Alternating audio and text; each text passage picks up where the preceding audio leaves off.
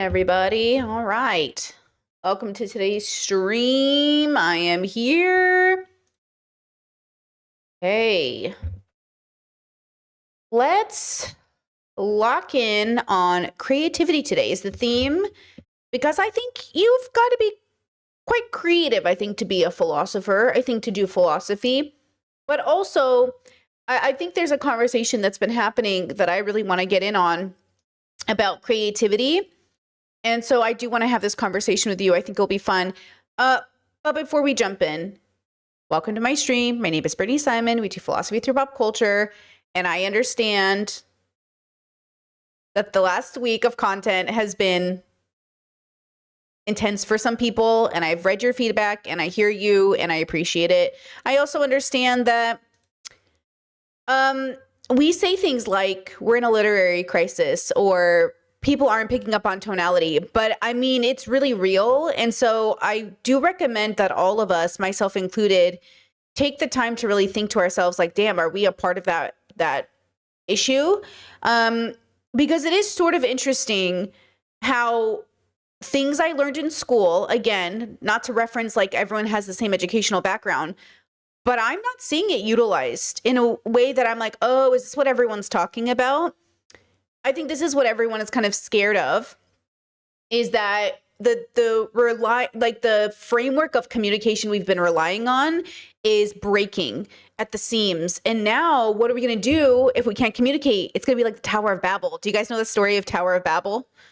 How a group of people attempted to build a tower so large to meet God in heaven that God cursed them with different tongues, and so they couldn't speak to one another. That's like the reductive version of the story. And so they couldn't communicate. It really feels like we're heading in that direction, only it's self-inflicted. So the question is like, what are we doing, right? So I put out a video the other day just to move us into today's stream called Surrogate Refuses an Abortion, Pro-Lifers Suddenly Get Bodily Autonomy. Okay, so when somebody writes in a sentence, pro-lifers suddenly get bodily autonomy, the suddenly implies sarcasm, because it implies that the rapid change of thought overnight to something contradictory to their framework only could be false. So the way the sentence is read is sarcastically. That's why it's eye-catching. That's why it's interesting. That's why it's tongue-in-cheek. That's how you know I'm not pro-life. So when I get this comment just a few minutes ago saying pro-lifers don't get bodily autonomy, this is so misleading. That surrogate not aborting is entirely consistent with their worldview.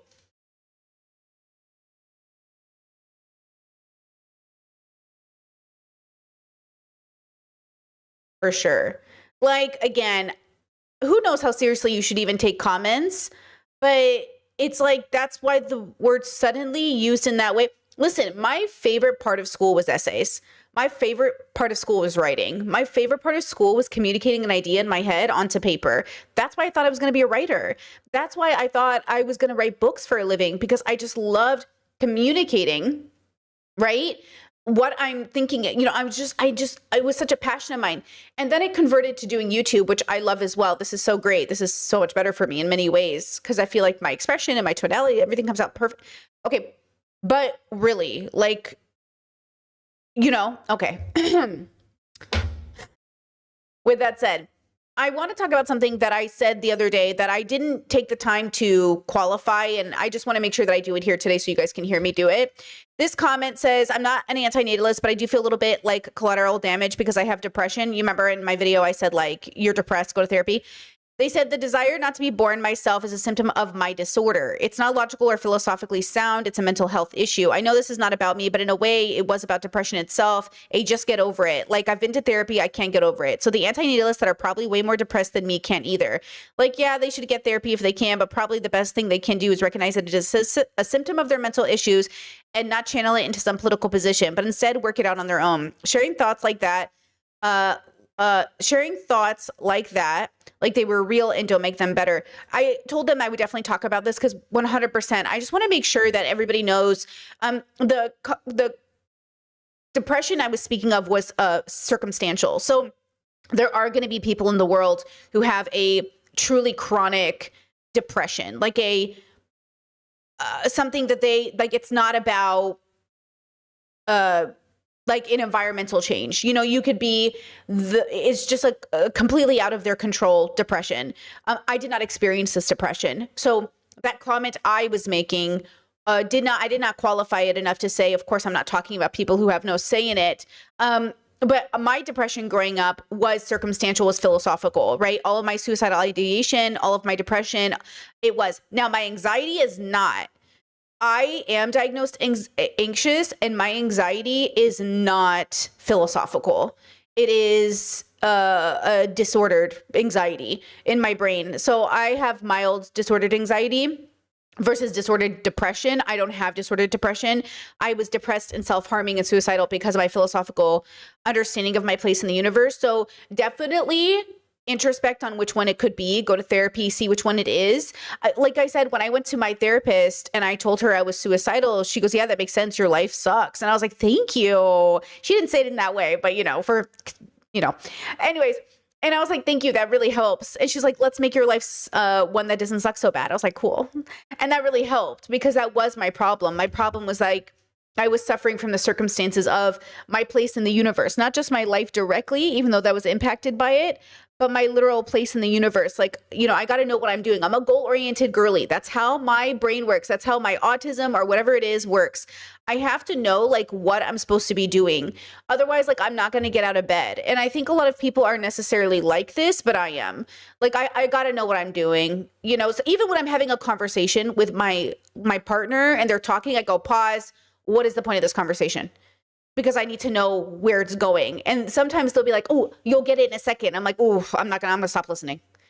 I don't like surprises and I don't like guessing. Just what is it? Okay. Because like my brain just stops. Like it literally stops because this is the disability of my brain, right? I can no longer have fun with you. So where are we going with this? And that was the problem I had in school with teachers where I was like, why am I doing this? Why am I doing this? Why am I doing this? And they'd just be like, because it's going to make sense. I was like, oof, no. I can't wait for it to make sense. You got to explain it to me now. Otherwise, I don't know how. I just can't follow your thought. You know what I'm saying? So, okay.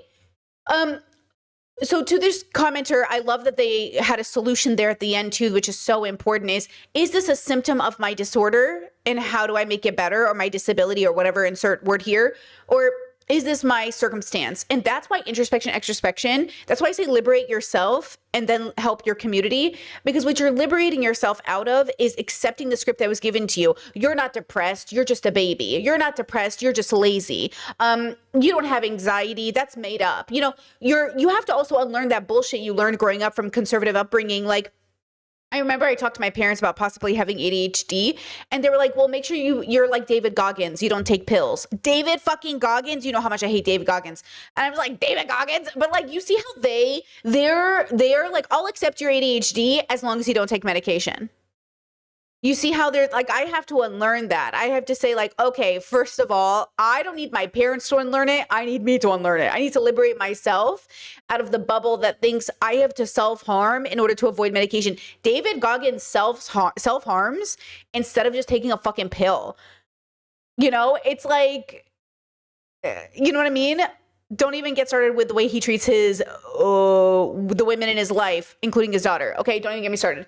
Okay, so shout out to this chatter, 100%, right? And yes, to all of this. Like, that's really what I was trying to say, in not a very the good way. Just like, you need to go get checked. You need to be a whole human being, okay?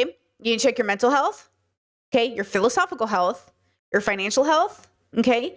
You need to go through the things of who are you in the story, right? Like you are your body, your mind, your consciousness, like you are so many things. And I just think like people forget like your mental health and your philosophical health. This is, you know what this reminds me of, girls? This reminds me of the Matt Dillahunty, Britt Hartley conversation, where Matt couldn't understand why Britt Hartley was more qualified than a therapist to talk to her nihilistic customers about suicide, because their suicide is philosophical. It's philosophical. My therapist wasn't the reason I stopped being suicidal. My therapist gave me the tools to recognize my suicide tendencies was because of philosophy. And then I had to go be philosophical. I didn't stop becoming suicidal until I went to therapy in 2017, 2018. And in 2019, I stopped being suicidal. Okay, so it took even a year after therapy or 2 years or whatever that process was. It took a second. It wasn't like I had to go keep reading. I had to keep deconstructing. I had to keep working on stuff. So there's just like a misconception about what is psychological, what is philosophical, because like, you know, it could be your OCD that's giving you intrusive thoughts. It could be your depression. It could be the bullshit you're hearing when you go to, you know, a dinner with your family and they're filling your head with bullshit. And that's what I want people to understand too. Like, be very careful that the people around you aren't the center of your universe, in the sense that you don't forget that it is also a bubble, in the sense that everything's a bubble, but like the world doesn't revolve around how you and your family think about the world.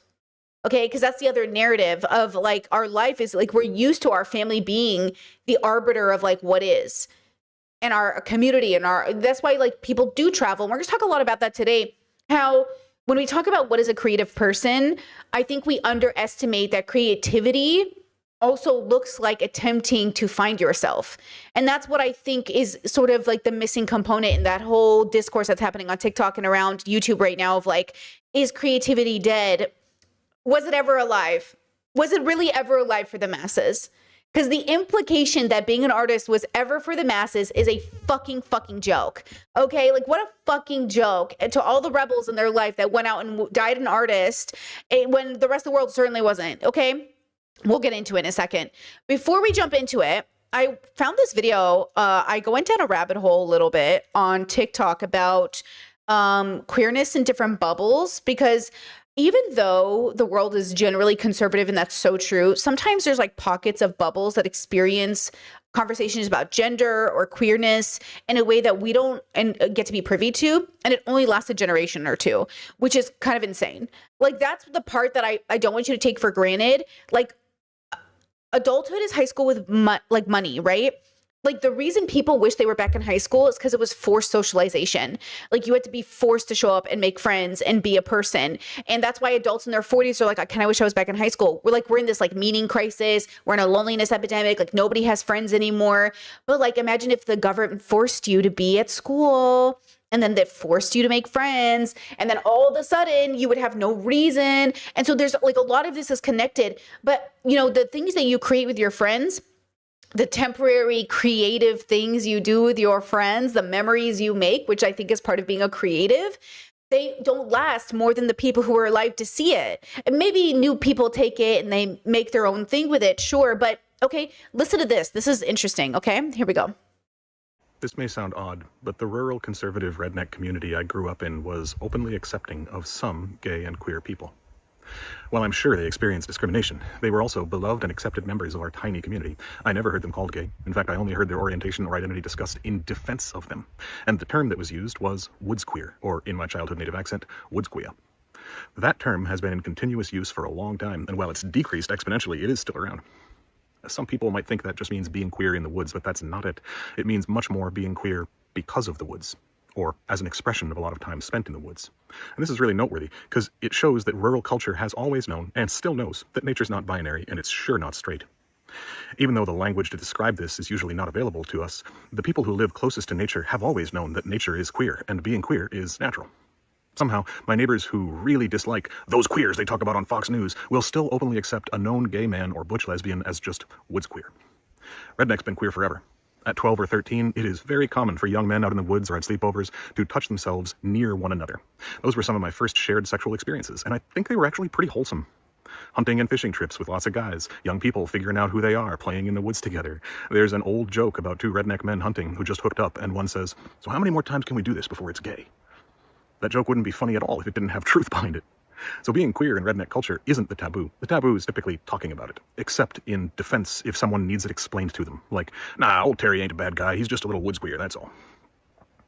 It's wild to me how quickly that was lost. I'm not even 40, and I remember this kind of acceptance vividly from my childhood. It was this exact kind of open community acceptance that helped me originally contextualize my early exploratory experiences on camping trips and sleepovers with other boys as anything other than just evil or shameful. I remember thinking, well, maybe I'm just a little woods queer, and feeling like that was okay, because my culture told me it was okay, and they were right. There's obvious issues with the repression and inability to talk about reality and the tiny box this creates. It creates shame and barriers to self-acceptance and love. It's a highly restrictive, actively homophobic, xenophobic approach to accepting queerness. The undertone of the entire message was that it would be very bad if someone actually was gay, but they're not that. They're just a little wood square. So my point is absolutely not that redneck culture was doing this well. It's simply that redneck culture has a long living tradition of accepting and loving queer people under very specific parameters. I believe that celebrating this lineage of acceptance and support for queerness within redneck culture is far more powerful than shaming and shunning redneck culture and poor rural culture for what propaganda, cycles of trauma, and addiction have twisted us into. The history of redneck culture accepting diversity is not gone. It's just been painted over with a veneer of horrifying dehumanization and violence by corporations who profit from poor people hating one another. It's on my mind because in my last two pieces I mentioned how Western culture only has two genders and how rare that is in history. The Wabanaki, whose land I live on, have 5 traditional genders. Many cultures of history have 3 or more. But in a way, I lied in those videos. Western culture today actually has 3 genders. Being queer has become a functional 3rd gender within the society. There's a set of styles, behaviors, and practices that are identifiable as being queer, and they have enough cohesion and practitioners to constitute a 3rd gender. So the gender graph of our society isn't really a simple bimodal curve anymore. It's a trimodal curve, with the central mode being significantly smaller than the other 2, but still statistically significant. It looks like this. And in a way, this has always been the case. There's always been at least a 3rd gender. It's just been kind of a secret. The people, both male and female, who were called woodsqueer in my youth often had more in common with each other than they did with other men or women. My What is a Woman piece was already right at the time limit here, but I felt bad leaving this out because it's highly relevant, and I'm sorry. Omitting this is a kind of erasure, and it's a highly normalized and problematic kind of erasure. The 3rd gender in our society is powerful, and it deserves to be uplifted. And we all know this already. Most people who you look at and wonder, is that a girl or a boy, have shared stylistic and behavioral characteristics. And I believe that health and integrity require us to both acknowledge and uplift this. I am so glad that we have that 3rd gender. I'm so grateful that my children will grow up with a cultural gender option that allows them to feel seen and held in a gender community similar to the community of women and the community of men that represents them if they don't identify with being a man or a woman. In both casual conversations and formal studies of queer history, the emphasis is almost always entirely on urban queerness. The rich and powerful arts scenes, drag culture, fashion, gay bars. There's a great deal to learn from all of that. It's wonderful, but the omissions are really loud. Rural queerness also has powerful, rich, necessary lessons, especially about the ways in which queerness is and has always been natural. Queerness is from the wilds. Queerness is far greater than humanity. Just like how giant badger moles were the best teachers of earthbending because they were the originals, and dragons were the best teachers of firebending, nature is the best teacher of gender bending and queerness. Some humans are great teachers and practitioners, but humanity is new, and queerness is very, very old. If you'd like to understand the queerness of nature and the nature of queerness more, I highly recommend the work of Pinar Sinopoulos Lloyd, founder of Queer Nature. They're an old friend and mentor of mine. We met doing frontline Indigenous defense work some 15 years ago, and their work continues to be incredible and inspiring to me. Parts of this piece are directly paraphrasing from what I've learned from them. I've tagged them below, but they're more active elsewhere these days. So I hope we can revitalize the old language and respect for queerness that we've lost, with terms like woodsqueer in rural spaces, and whatever other language is fading but still findable in other communities. I hope we can not just excavate and revitalize the language, but heal the cultural practices around that language and expand it as ways to help all our communities be more welcoming to all people of all identities. It's a short step from, he's just a little woodsqueer, to actually gay people and queer people in general are just people and that's fine. That's a much shorter step than it is from the vitriolic, theocratic, authoritarian language and mindsets that have become prevalent today to any kind of health and wellness in community. I don't believe that our 3rd gender in all of Western civilization should necessarily be called woodsqueer. That's just the term for it where I come from, and I use it as the title in order to counterbalance the urban focus that dominates so much of the larger discourse. I think queer alone makes sense in the larger society. That said, I also think it's fine for different communities to have different words and different 3rd genders. In fact, that's the most natural thing in the world. It may be that rural communities absolutely should use the term woodsqueer because that's a familiar term, a term of community identity and affection to most people who are actually from redneck communities, as in have deep roots here, as opposed to the suburban jackasses who cosplay as rednecks. Anyway, I hope we can find resonant language and revitalize healthy queer histories for all our communities, and for myself. Because my mild speculation at 12 that I might be a little woodsqueer was correct. Despite being a cis guy married to a woman, I've always been a little woodsqueer, and that's wonderful. Maybe you are too. This may sound... Okay, I don't know much about Jack, but I dig the conversation around this conversation. So there's this stereotype, and I did it myself, where when I was on the verge of basically deciding if I was going to kill myself or not, I said, well, you know, let's really think about our options. Let's try everything. And if nothing works, we'll kill ourselves. That's what I learned from therapy. That's what basically what therapy gave me, was a tool to say, let's try everything first and then we'll kill ourselves. I said, okay, fine. So I went into the woods. I first did it in my car, and then I did it with a trailer. And I had one of the biggest epiphanies on the trailer road trip. And I had the realization that, you know, that ego death that I think is kind of necessary for a lot of us, to have the realization of like, okay, like, it's not just about me, but it really is in my power. I don't even exist if we zoom out far enough, but also I matter. Who would I want to be if the world wasn't always in my ear? And is there really anything wrong with the person that I have been? I think about this in relationship to sort of, we're going to talk a lot about this, like the creativity of living your life. Like, I think this is all about creativity. I think like it takes a really creative person to think, who could I have been? Instead of like, how must I adapt, or how must I fit in or assimilate? I think assimilation takes no creativity. But I think that that's why the rebel is so romanticized. And I also think that's why people pretend to be the rebel.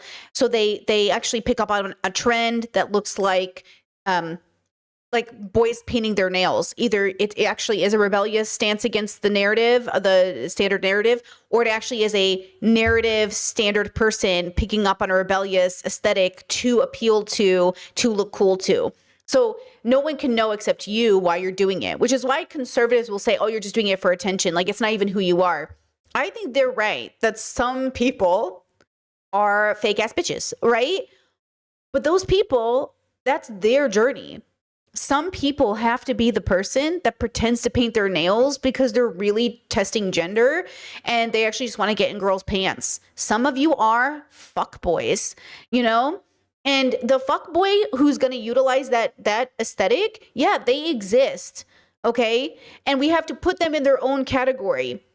Separate from the fuck boy, though, it can be the most life-changing, powerful experience for a straight cis man to paint his nails. Like, something as simple as painting your nails it can feel like coming out to your family. Based off the bubble you're in, this can either be like the most amazing statement of self, or it can be something a fuckboy is doing to sleep with girls. And you're the only person who knows which version you are. And then, of course, you find communities that hopefully reflect that. Which is why I say, like, as much as I say, and I mean this, men as a system suck, and they do, because patriarchy is evil. If I had an island full of people that I would want there, people who are men would exist there, right? Or people who identify as men would exist there, or people who sometimes feel like a man would exist there, or people who, you know, like, because again, it's not about you being a man. It's about the stereotype of what a man is. So if you come from a bubble that says a real man is X, you can't come. I don't want men on my island that think men ought to, because that's the prescription. We talked yesterday a lot about prescriptions. I don't want to live in a world where there is a prescription of what it means to be a man, of what it means to be a woman. Like, I don't want to live. That's not interesting to me. I don't care if you live in that world. I'm not telling you not to live in that world. I'm just saying, like, I don't want to live in that world, okay? I accept that certain people like that. They prefer that. Great. Okay, but I seem to be the kind of person that needs a more, in my mind, creative relationship with what could be rather than what appears to be.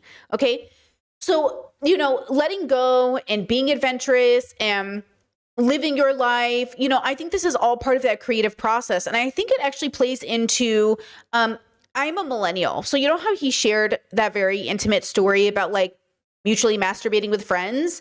Like, yeah, I am that millennial. Like, whether you have that sexual experience or not, like, I am the millennial that had a very, like, I just wanted to live my life. I wanted to be free from conservative constraint. And there was a lot of, like, you know, consensual exploration of bodies and touching. And sometimes, like, no clothes were off. Sometimes fully clothed people just, like, touch, even just hugging a person and letting it get a little bit intimate, or looking at each other in the eyes and feeling the intimacy of just the stare, like, just to experiment, just to look at each other and think like, oh, we're aware of each other's bodies. We're aware of each other's breath. We're aware of each other's eyes. We're aware of each other's skin. Like, that is a whole exploration into self that I do think is a type of vulnerability that isn't meant for TikTok, isn't meant to be shared, except after the fact. Like, it's not meant to be something that goes viral. It's meant to be something you're experiencing in the very moment of your life, because you're learning something about you and other people. You're sharing something with somebody else. Okay, with that said, I saw this TikTok and it said, why do millennials love being at home so much? Okay, I'm gonna mute it, but it's, you spin my head, right? Okay, and it's like, this was us, 37 nights a week from the ages of 16 to 24 with peace and love. Absolutely true. Like, this is gonna sound crazy, but millennials were so susceptible to watching a movie and then going out and making it their life. I don't even know how I did it. I genuinely cannot even explain to you how much I did not sleep in my 20s. I think I slept an average of 4.5 hours a night, genuinely. And I was going to work, working 2 jobs and partying. 2 jobs, partying. I worked 2 jobs my whole 20s and partied. And that's it, bro. That was my life. And I don't even know how I did it, but somehow I did it. And I was living this really wonderful life, truly. You know what was crazy though?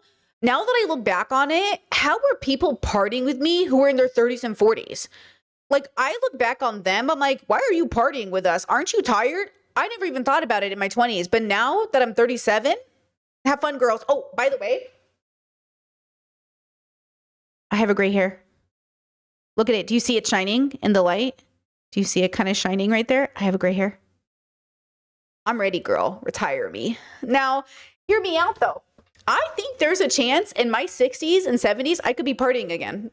Probably not with 22-year-olds though, girl. Probably with other senior citizens. But you know what I mean? Like, I'm good, So there was just a time. No, to be fair to millennials, and I truly feel this is just the era of our life in the 100 years war that was our existence. I just feel like millennials, we had an opportunity to do something and we took it, and it just doesn't exist anymore. We were offline. We barely had Facebook or MySpace. And even though they existed, we didn't put shit on there really. Okay. We partied with our friends and then we went to work. Like, all of us had career aspirations and we partied. And there was it was the first time we were gay and out loud about it. It was the first time we were talking about abortion. It was the first time everybody was like, oh, my family's fucked up. Is your family fucked up? In my suburb existence, nobody talked about this shit. Even though people were getting divorced and you could tell people had problems, my generation was the first time that was like, hey, they're getting a divorce because he cheated. Or, hey, let's talk about your drug use. Or hey, do you want to do drugs for fun? It was the first time that I had experienced that. I'm not saying it's a universal experience. I'm just saying, if you're in this bubble, there was a bubble of millennial existence. It's not everybody's existence, but it was just a part of it. And it was a part of us learning to be who we were. It was a part of the creative process. Do you know what I'm saying? It was a part of us learning who we were. I remember when I was I wasn't yet out of conservatism fully. I was I was getting out of it though. And mind you, I wasn't built like conservatives today. It's a different kind of conservative in the sense I was actively pro LGBT. I was actively out of the closet. I was talking to my friends about it. I was, but I would debate these Christians about gay marriage as a conservative. Mind you, think about that narrative. Think about that position I'm in. I'm a part of my first adult friend group. I'm 19 to 21. We're libertarians, conservatives, and liberals. And I'm on that cusp of conservative but liberal but not yet. And I'm debating conservatives about gay marriage. And it's a really weird, as a gay person, it's a really weird position to be in. And I remember I was losing rhetorically. I was losing, my rhetoric was bad. Not rhetorically, my rhetoric was bad. I was losing the debate. And I was like, why the fuck am I losing this debate about gay marriage? And it was because I would fall into logical fallacies and I didn't understand them and I didn't have them. Even though I did debate in high school and stuff, I didn't have quite the skill these boys did. And it made me go home and say, okay, I'm going to really think about this. But the conservatives who heard me say, okay, I'm going to really think about this, heard it as Brittany's going to be convinced to be one of us. Mind you, I've never truly gone back on gay marriage. I've never flip-flopped like, oh, I'm pro-gay marriage, I'm anti-gay marriage. I've only been, well, maybe we don't need gay marriage. Like, maybe we'll just take this, because as every marginalized person in a community who's been beaten down by a system, you'll take anything. I was like that person. I was like, well, maybe I'll just take this. I'll take whatever I can get. And then eventually now me, I'm like, nothing, you better give me the best. Like, this is the irony of what I'm seeing with leftists on the internet right now. Did you watch Calvin Nichols' video on Navarra? Did you watch it? Oh my God, Calvin Nichols dragging them so rightfully. I cannot believe Navarra media is doing what they're doing right now. That's what I'm saying. Like as I'm watching this video and I'm just thinking to myself, like, how are you guys flip-flopping this bad? And it's not like, again, it doesn't feel like, it feels very confusing, because it's like, wait, were you not embodying these beliefs? You know what I mean? Were you not embodying it? They're using the rhetoric. If you guys haven't seen it, they're using the rhetoric that Mamdani and AOC are using about, like, oh, abolish police was crazy, woke one was crazy. Like, they're talking about even their direct hand in Jason, the professor who unalived, is his name Jason? His death.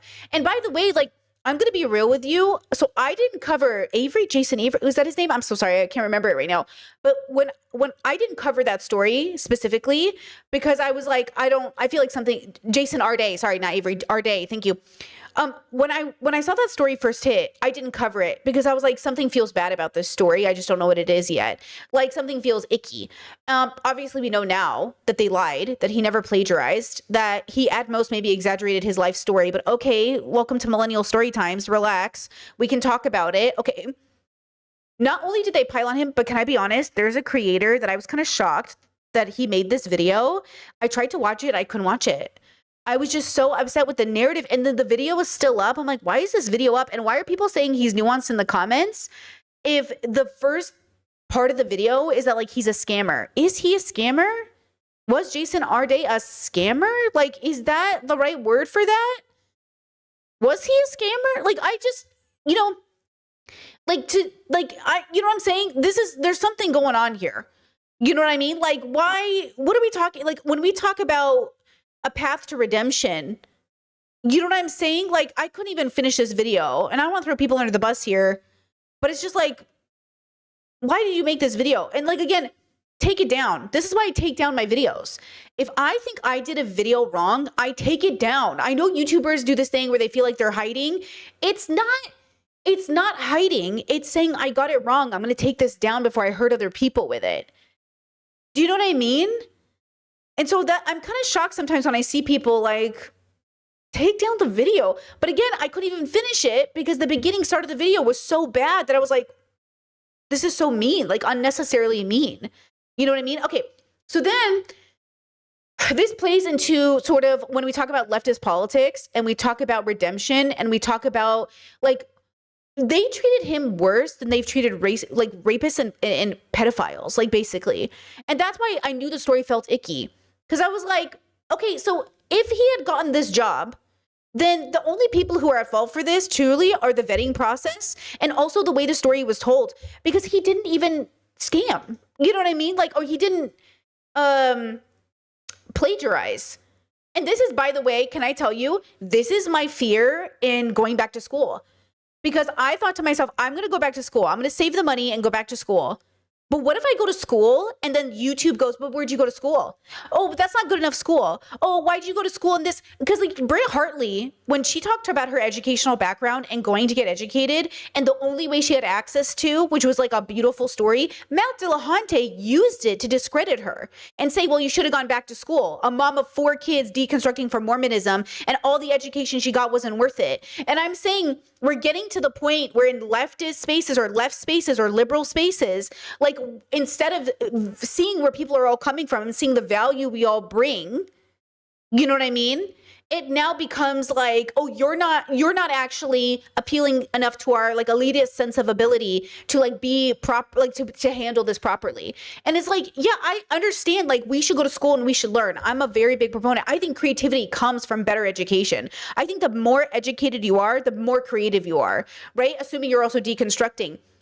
But my fear is, and I worry about this, am I about to spend, you know, 40, 50, $80,000 to go back to school just to have 10 videos made about me, about how I didn't go to a good enough school and she should have gone to a better school and the school doesn't count and her degree is bullshit and actually none of this matters. And then people will say, oh, well, learning is for learning's sake. 100% learning is for learning's sake. But no one needs to spend $80K to get an education just to learn. I could go to the library, which is what I've always done. But the idea of getting formally educated is to say, I have a degree, I did the work, I have the approval of this social stamp that is necessary, because look at Matt Dillahunty is discrediting Britt Hartley, and now nothing she says matters because she didn't go to school he liked, even though he never went to school. You know what I mean? So like when we have these conversations, you know, I think this plays into everything that happened here. You know what I mean? Like there's just like something really we're lost in the sauce about what is the point of our embodied ethics. Okay? And we have to be creative when thinking about ethics. Okay? Now, the way I want to transition out of this conversation into this one too, and I think this is important, is there was this conversation that was happening on the internet. It still always happens about daddy and mommy.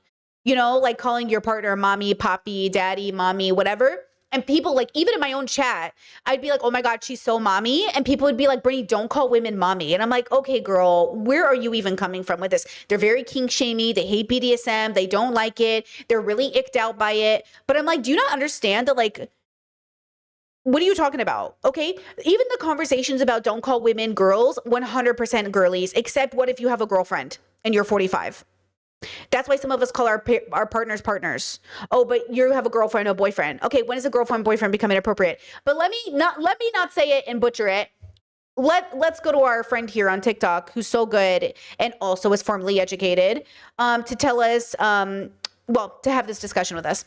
Inasmuch as our kinks tell on us, so too does our kink shaming. As expected in my last post talking about romantic diminutives and people who use the terms mommy and poppy or mama and daddy in a romantic context, some of the resident kink shamers felt the need to interject and distance themselves from the practice, saying, hey, if y'all like it, I love it for you, but it could never be me. I ain't got daddy issues. Or the much more nefarious presumption that people who use diminutives romantically must be inherently predatory, particularly of the PDF file variety.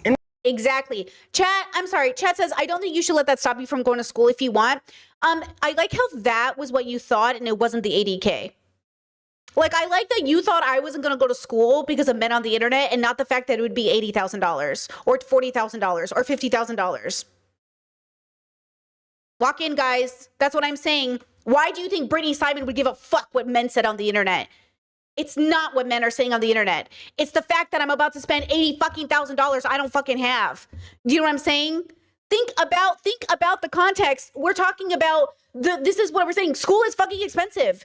And then on top of going to school that is expensive and people are literally killing themselves because they can't pay their school loans, now we have men on the internet making think pieces about us. I'm saying the whole thing as like, obviously if school was free, fuck yeah, let's go. Okay? Like, school is so expensive. So it's like, who's gonna pay my bills? You know what I mean? Come on.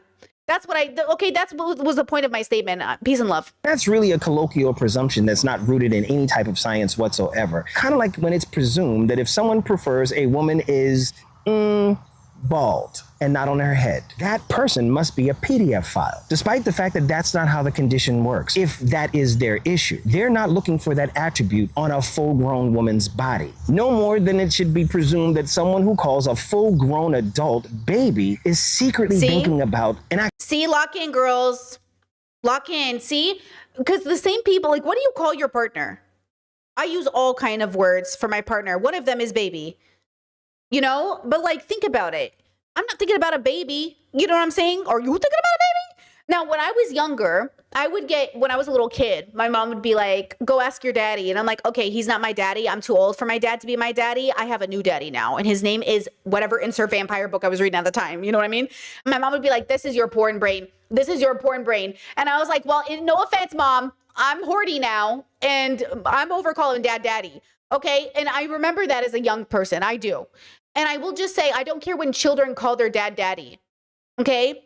Do I look at 25-year-old girls who call their dad daddy kind of funny? A little bit. Like, I mean, kind of. But like, You know what I'm saying? Like, actual infant. And as much as y'all may try to deny using any diminutives romantically whatsoever, be it boyfriend, girlfriend, baby, babe, the truth of the matter is it's very difficult to escape diminutives in a romantic context because the concept of romance itself is rooted in the dynamic that begets those terms. And what does all this have to do with sociolinguistics? Well, sociolinguist Sun Michaud here at your service. You see, there's not only a linguistic but a neurological component at work here. Neurologically speaking, the same pathway that's used to form romantic bonds is the same that's at work in familial bonds, which we foremost associate as parent and child. But it's actually caregiver and those who receive the care, or nurturer. So yeah, there are intersections between being a parent and a service dog, though not explicitly. Linguistically, diminutives serve the purpose of showing that you are safe, that you are not a threat. Smallness has historically been associated with something precious, not necessarily that of a child, but smallness in and of itself has been used to show value. So many romantic terms are not only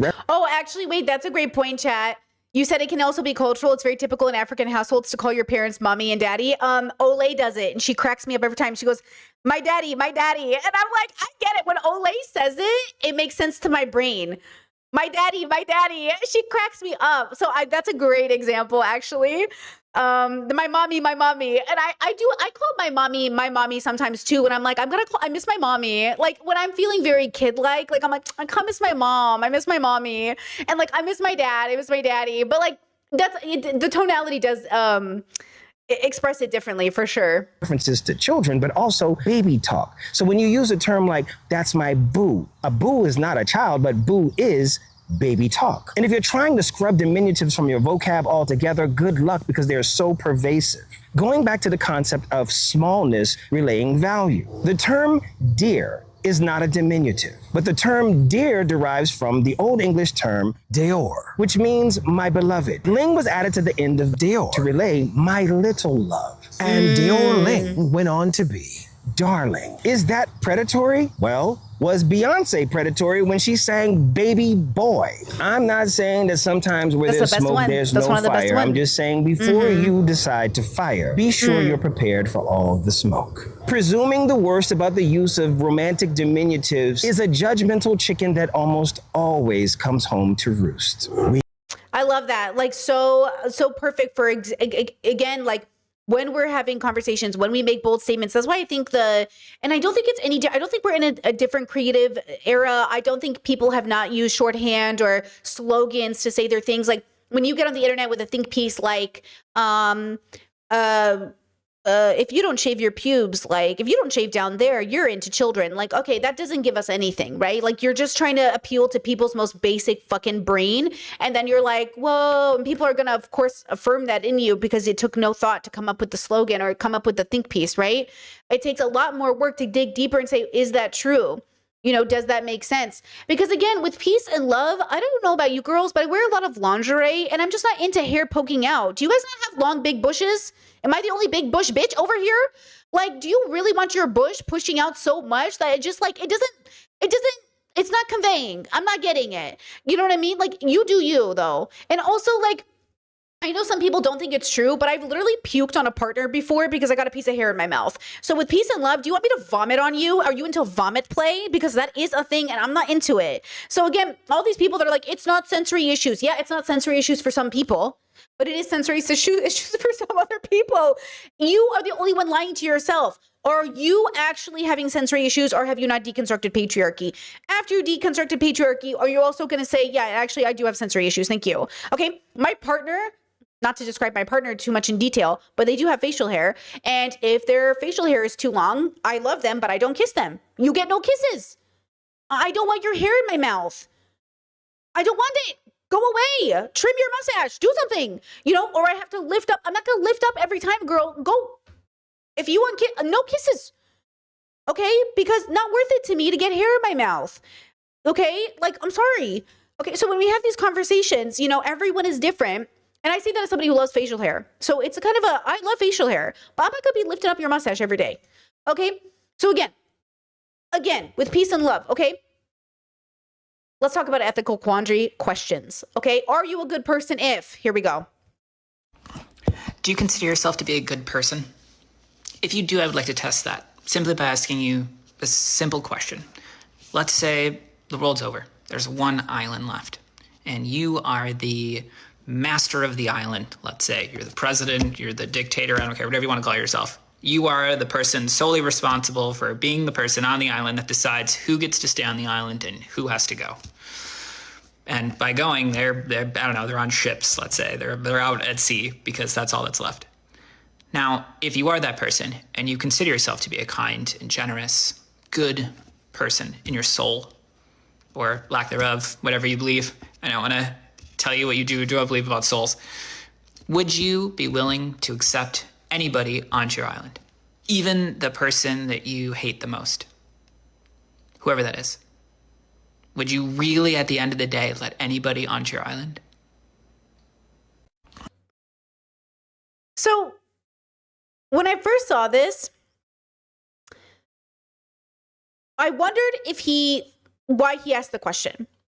Because I didn't find it that compelling of a question. And also, chatter, can I just say stubble burn sucks? Oh my God, I forget what the doctor calls it, but I have a skin condition. And if my partner rubs their hair on me enough, this has been my whole life, it will look like I'm bruised and battered. Like it will literally look like I got I don't know what it is. I just break out no matter what. And this has been every person I've ever dated.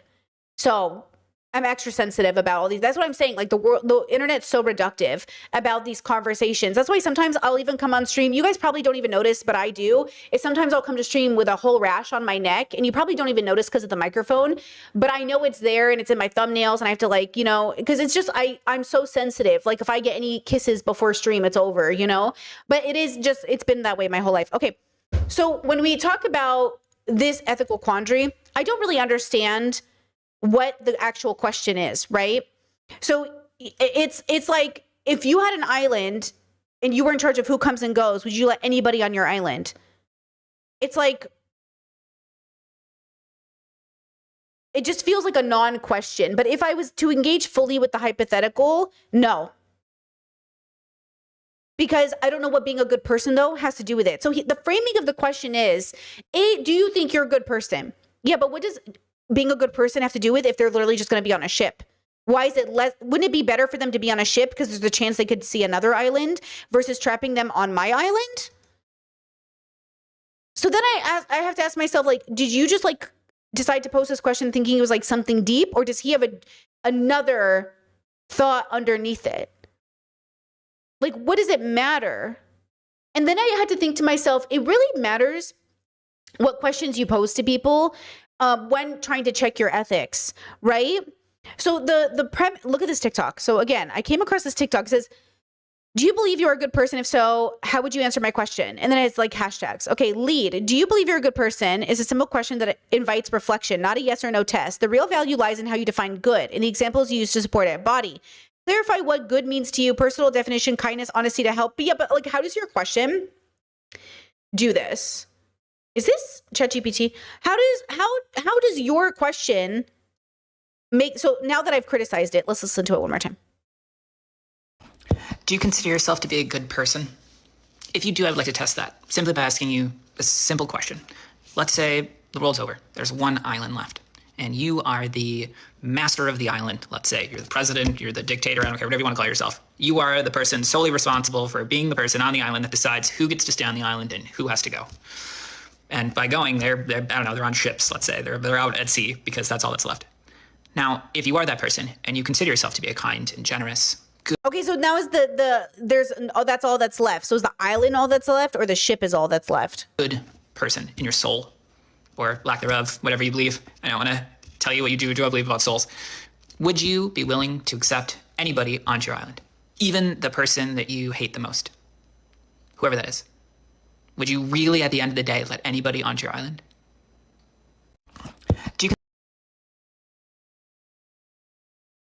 Okay, let's read his comments. Yes, as long as they aren't a danger to anyone. If it's my personal, he was mean to me and only me, so I don't like him, they can be there. But if they are like a child predator or an offender, something really bad, then no.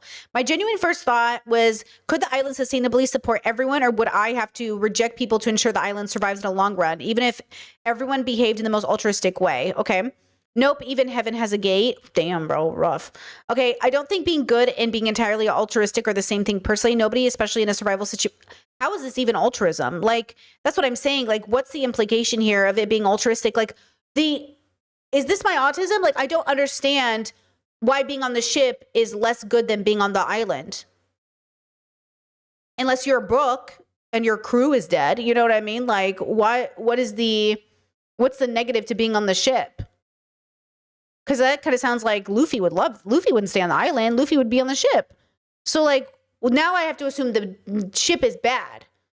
Chat says, I think the ship guarantees death. Okay, so the ship guarantees death and the island guarantees life. Okay, so now, okay, that's fine. So now, okay, so the island, because you wouldn't be on the ship alone. You'd be with everybody else who got rejected.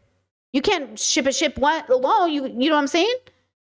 Chat says, be on a ship, I guess, implies a lack of resources. I guess, you know. He's asking if there was one island left in the entire world. Yeah, I know, but have you ever seen Waterworld? Well, you can't live on a ship forever. You can't like kill sea animals and eat or whatever. Like you have to be on an island. Like what is the island supplying you that a ship won't supply you? Like a raft would make more sense. Chat said, I think he's thinking like a raft. Okay, a raft would be different. If you were like, oh, they'd be on the raft. Yeah, like you can come on the island, bro. But if there was like a ship, I'd be like, maybe you should be on that ship. I guess there's that. Chat said fresh water. Maybe the island has fresh water. Scurvy, maybe. Damn. Yeah, okay. So if we take the ship, maybe I'm being too literal, and I take the ship and I just say raft, then yeah, I wouldn't put them on the raft. Because I'd be like, oh, you're fucking gonna die. Would you like to be on the island, but like maybe in a corner of the island where you can't hurt people, I guess? You know? Chad said, I would simply just build a better ship. Chad said, is there a rule you can't put them in an institution in your island? Well, I think that's the other question. Like, do we have an island institution? Chad said, now they can stay. Their bad vibes on the raft. Yeah, like, I wouldn't want to see someone drown. That sounds horrible. I don't want to see that. I don't want to be the reason someone drowned. Like, that sounds horrible. But if I thought they could survive on the ship, I'd send them on the ship. But yeah, if they genuinely were gonna die, it wouldn't matter who they were. It'd be like, come on the island, stupid. You know what I mean? You can come on the island, I guess. Okay, so that's one way that our brains all figured out that question. Right now, here's another one. Ready? And this is why philosophy is always the same questions over and over again, but they're fun. Okay, so here's another one you've heard 1,000 times, but I kind of like the way he does it. Here's a question you probably wouldn't know how to answer. If your friend murdered someone, would you cut them off? Well, Cam, obviously. Okay, why? Because it violates my morals and my values. Now explain this to me. Your friend constantly lies. Well, everyone lies, right? Your friend cheats on his partner while in a relationship. In all honesty, it's not even my relationship. Why should I care? Your friend steals from people. Honestly, it's not my business. If I don't see it, it didn't happen. They treat people like shit. But to be honest, they've always been cool with me, so it's whatever. Oh. So your morals only matter when you're not the one being violated? Because the reality is some of us will condemn a stranger for doing something, but excuse our friends because they're our friends. And do not misunderstand me. I'm not telling you your friends have to be perfect. They can have different ambitions. They can have different personalities. They can have different lifestyles. But I'm simply talking about character. Because eventually you have to ask yourself, what are you consistently willing to overlook just because you like someone? Oh, so is that where that saying comes? Show me your friends and I'll tell you who you are. Influence is real. The more you hear something, the more you see it, the more you tolerate it. Believe it or not, no matter how strong you think you are, you will be numb and you will start to be okay with things. So you have to stop asking, are they a good friend? And start asking yourself, do I actually respect the person they are choosing to be? If the answer is repeatedly no, do something about it. Talk to them, challenge them, create the distance if you need to. Friendship does not require blind loyalty, and having standards for other people is a part of having standards for yourself. I'm Cam. I'll see you in the next one. Okay. Great overall message, I think. I think you know my stance on this probably, right? Depends on the friend, depends on the closeness. So like a casual friend, nah, it's over. inner circle, I'll visit you in prison. You know what I'm saying? Like, I don't want to put you in prison. I'd rather you be in a facility. Do I think all murders are the same? No. I think a lot of people kill a lot of people and they're not going to kill you or hurt other people. I think some people kill one person, are never going to kill people again. I think the word murder is very interesting. It's very complex. It's very nuanced. But I think it comes down to the fact that like murdering people, killing people is very much a part of our makeup as a species. It's not the majority of us. Obviously, a majority of us are not murderers. We're actually like peacekeepers. And so what's interesting to me is like, why did you do that? A lot of it is going to be a man. And a lot of it is going to be a boy who's radicalized by patriarchy to take someone's life, maybe because he's wearing a uniform, maybe because he's in a gang, maybe because he's got a crew, maybe because he has friends, maybe because it's the culture, maybe it's because he just thought like that's what everyone does. Or it's going to be somebody who's like so off the rails that, you know, they wear a clown mask and kidnap little boys and murder them. You know what I mean? And become like a show on Netflix. It just depends on what we mean by murder. But I think a lot of murderers exist and a whole spectrum. I can't tell you how many interviews I've seen of murderers, and a lot of them are just like guns for hire, and they're like, it's just a job. And I'm like, I believe you. Like, I believe these men are like, it's just a job. I don't even think about it. I believe them, right? Because why not? Like, why not? I think a person who's a hired gun doesn't necessarily exist in a space in which they'd be a danger to society so much as like they're willing to kill for money, right? And I think that is a different kind of person. Do I still think they need to be held accountable? Yeah. But do I think they're the kind of scary murderer that we envision when we think about murdering? No. Right? Now, of course, if I had a friend who was a hired gun, I'd be very confused because that would just be so crazy to me. But again, if it's my casual friends, I'm done. I'm like, I don't need to put spoons in that person. Good luck. If it's inner circle, like siblings or something, I'd make an effort. But again, the effort is dependent. Because like, you know, they don't necessarily want to see you either. Like, have you guys thought about that? Does anyone ever think about that maybe the person doesn't want to see you? Like, just because you're the person taking the higher ground or you have the moral higher ground and you're like, oh, I don't want to see this person, they're a rapist. Maybe the rapist doesn't want to hang out with you.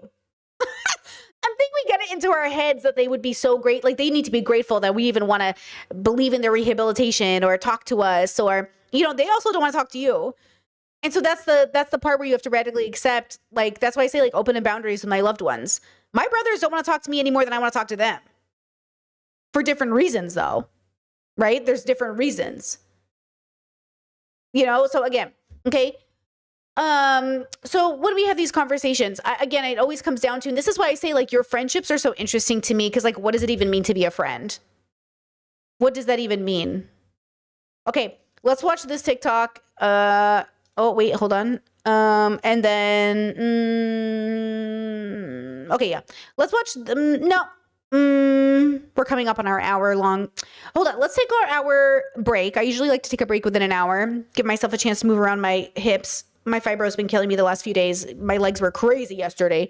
I'll come back. I'm going to show you this TikTok because I actually think we're going to talk about it for a little while, actually. So let's take our break and then I'll come back. You can listen to Elvin while I'm away and we'll have this conversation. Okay. It'll be good. It'll be good.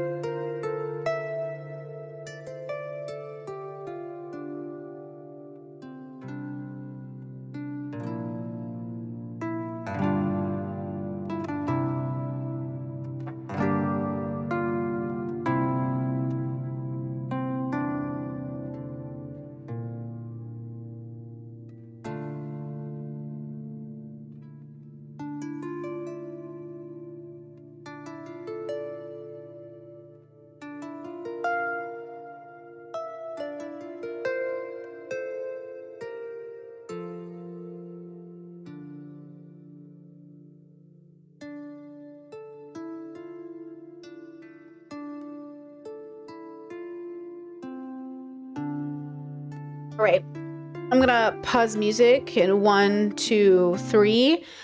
I also want to say, I had just seen a clip of a TV show where a mom murders her daughter's murderer. So I did have that in mind when I answered that question about a murderer. And also, I do assume that if somebody in my life murdered somebody, it would be more or less that. I just don't think anybody in my life would just kill somebody, but it would be something like mental health. It would be something like revenge, or I assume it would be something like justified, whatever, but it would still be bullshit. You can't do that, stupid. Okay, sorry. I'm sorry. It's still wrong. You know what I mean? It's still philosophically evil. There's still a level of unsafety here. And so I think that would be different, especially if they called me right after, especially if they were like, I just did this thing, or especially if they planned it and knew it was like in their mind what they had to do, then I could see how their brain could do that. And still, but you know, you gotta be locked up. You know what I mean? You can't be out here just feeling entitled to people's bodies. You know, you can't do that. Okay. Mind you, the word murder will change definition if the conservatives get their right to call abortion murder. That now, when we talk about murder, that's going to come into people's minds. So remember that. Remember to be very careful about who decides what is murder. You know what I'm saying? Okay. You've seen this clip probably on the internet, but if you haven't, I'm going to show it to you. 2 men are doing a interview in the mall, and someone comes in the middle of the conversation and kind of interrupts them. And here's the reaction from the person who's being interviewed, right? In front of it, like we're not recording. It happens. People are people. None of it's intentional. Never attribute to malice what can be attributed to incompetence. It's far more likely that they're all in their own worlds, doing their own thing. They're not paying attention to the world around them. And we all do it every day, whether you're driving, walking down the street. All of our lives are just as complex as everybody else's. Everything you have going on, they have going on. Nobody knows what everybody else is going through. We all just need to be a little more self-aware and aware of the world around us. That was deep. You gotta look deep to find the deep things. If all you ever do in your life is stay at the surface, you'll never find anything worth exploring. People are just walking in front. So every time I see this clip, I'm like, ah, yes, my autistic brother in Christ. Like, you know what I'm saying? But also, how embodied is it? Why does something like this feel so profound? And then why do people hear it, see it, understand it, but don't embody it? Well, a big part of it is activism, and a big part of it is practicality. So this is, in the most embodied sense, yeah, super introspective. You could even say it's a part of being a 5 on my level system, right? Very important. Practically has no space. When I first came back to the internet after taking a long break, okay, I tried to do this. I tried to be this vibe with people on the internet, and it didn't work. Because then I would interview Sneeko without pushing back. Then I would talk to Abba without pushing back. Then I would talk to Destiny without really pushing back. Because how am I going to push back when I don't even think they have free will and they're just doing what they're doing? So I had this narrative that I was going to come back to the internet and see if I could do that. I'm an experimental kind of girly. That is a part of my creative process. What I learned was it's just not practical or realistic, and it doesn't make sense, and it signals to the wrong communities.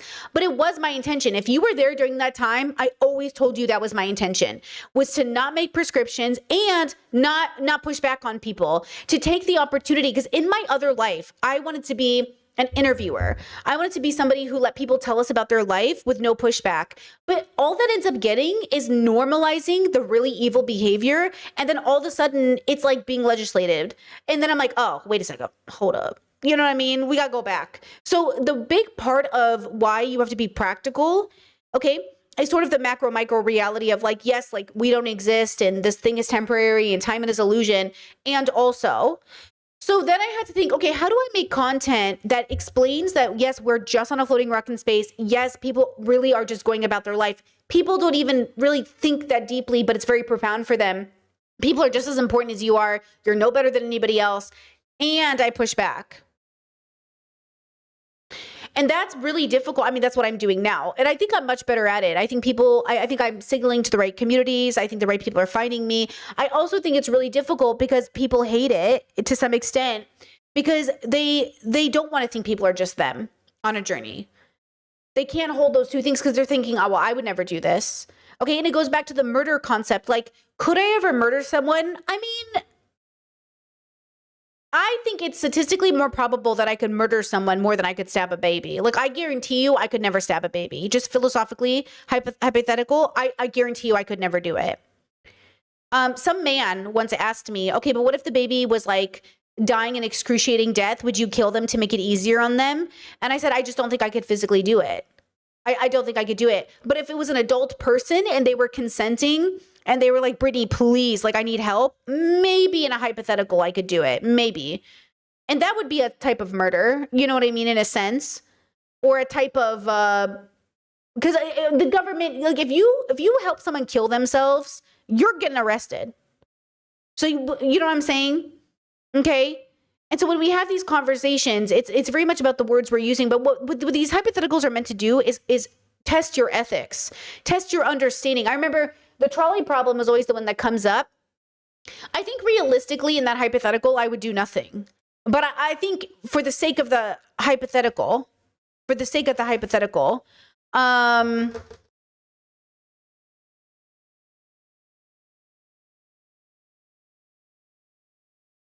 depends on how I feel.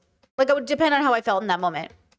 But yeah, like when we talk, this is why we have, like even consent, this conversation we've been having about consent, like none of these conversations are meant to weaponize or shame people. I think that's the problem we're having when we have this discourse. It's like, if you really cared about consent, then you wouldn't have a baby. Yeah, I think you can think like that. But in my mind, I don't know how you're supposed to get consent from a thing that doesn't exist.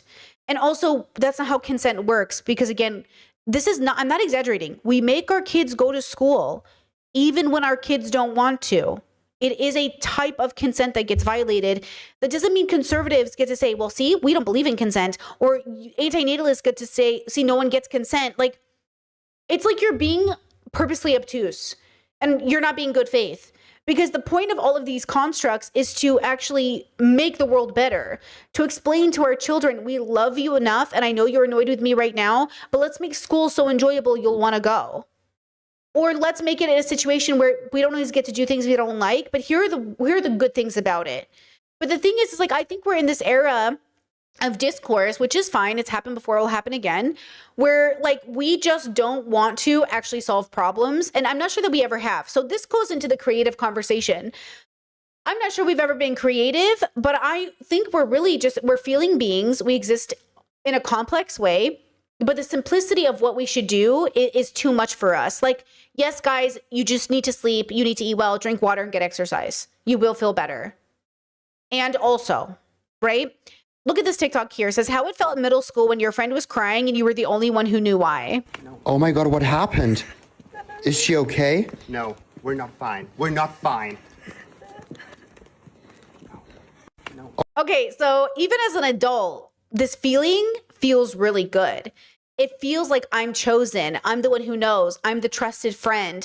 This isn't just a middle school experience. So the comment section are like, did I ever have an original thought? The truth is, it's why everybody wants to be your best friend. It's why everybody wants to know if they're close friends with you. It's why everyone's like, yeah, but who's your best friend? Because they want to know that you're a person. That's why some people get mad when I say like, oh, you're not inner circle, or oh, you're not like a close friend. They're like, what the fuck? Because they want to think, but I want to be, and I get it, right? One of my friends said to me the other day, they said, oh, I'm never the one who gets like picked. Like I'm no one's priority. I was like, who's the person who's a priority in your life? And they're like, no one. I was like, then don't talk to me, bitch. And they were like, fine. I was like, but think about what you're saying to me. So you're calling one of your closest friends to say, I'm no one's priority. Okay, who's your priority? Literally, what are we doing? Like, it doesn't work that way. Your priority should be you. And I told my friend, you are your priority. That's the answer. And they were like, oh. I was like, I can't believe you didn't even think about yourself in this process. Like, in this whole discourse, you didn't even think about yourself. You're first. I am first. And then I am my priority. And then my partner is my priority. Well, technically Indiana, and then my partner. You know what I mean? Like, because she's dependent on me. Okay. So like, again, when we have these conversations, it's like everybody lives in this land where it's like, I want to be picked first. I want to be picked first. Pick yourself. Start there. I can't believe we're waiting around for our besties to pick us. I can't believe we're waiting around. So don't do that anymore. Now, this is a very important thing, right? Chad says, I have a friend who does that. Yeah, but if your friend is genuine, like my friend is, this will be a philosophical awakening for them. This will be a very important philosophical awakening. I hope it is for your friend. It certainly was for mine, where they were like, oh, I got to pick myself. I was like, you got to pick yourself. And they were like, okay. Like they hadn't heard it before. It was like a bubble pop moment where they're like, oh, me. And I'm like, yeah, stupid you. It's like, you gotta pick yourself. And it's not in this like stupid, like Sephora way, like, oh, I'm going to go buy a face mask and I'm going to pick myself. I mean, literally the freedom of just having a good relationship with self. Guys, I don't know how to stop saying stupid. I'm going to be real with you. It's such a comforting word that is so normalized in my vocabulary. It feels so good to say it. I don't know how I feel about that. I need a better word that makes me feel good. It just feels so good to say. I don't know how I feel about it. It's obviously not a slur, so everybody can shut their fucking mouth up, okay? But like, I don't know how to fix it. I don't know what to do. I haven't found a good word to replace it yet. But it's not a slur, so you will not come at me in my chat about like, oh, Brittany, it's ableist. Girl, your whole life is ableist. Our whole life is ableist. I know. But like, it's not a slur. It's not that deep, okay? But it is important that I figure it out. But I don't know what it is yet, so just stay with me here, okay? Now, next video. And this is, okay, this video is like one of my favorite videos. So remember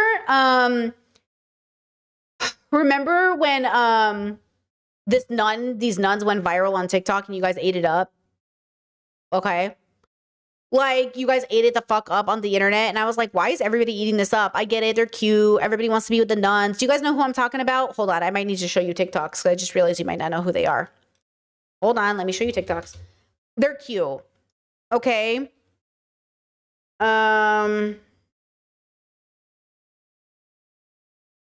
Everybody, all the girls are obsessed because they just have such a good brand. Wait, non-pod.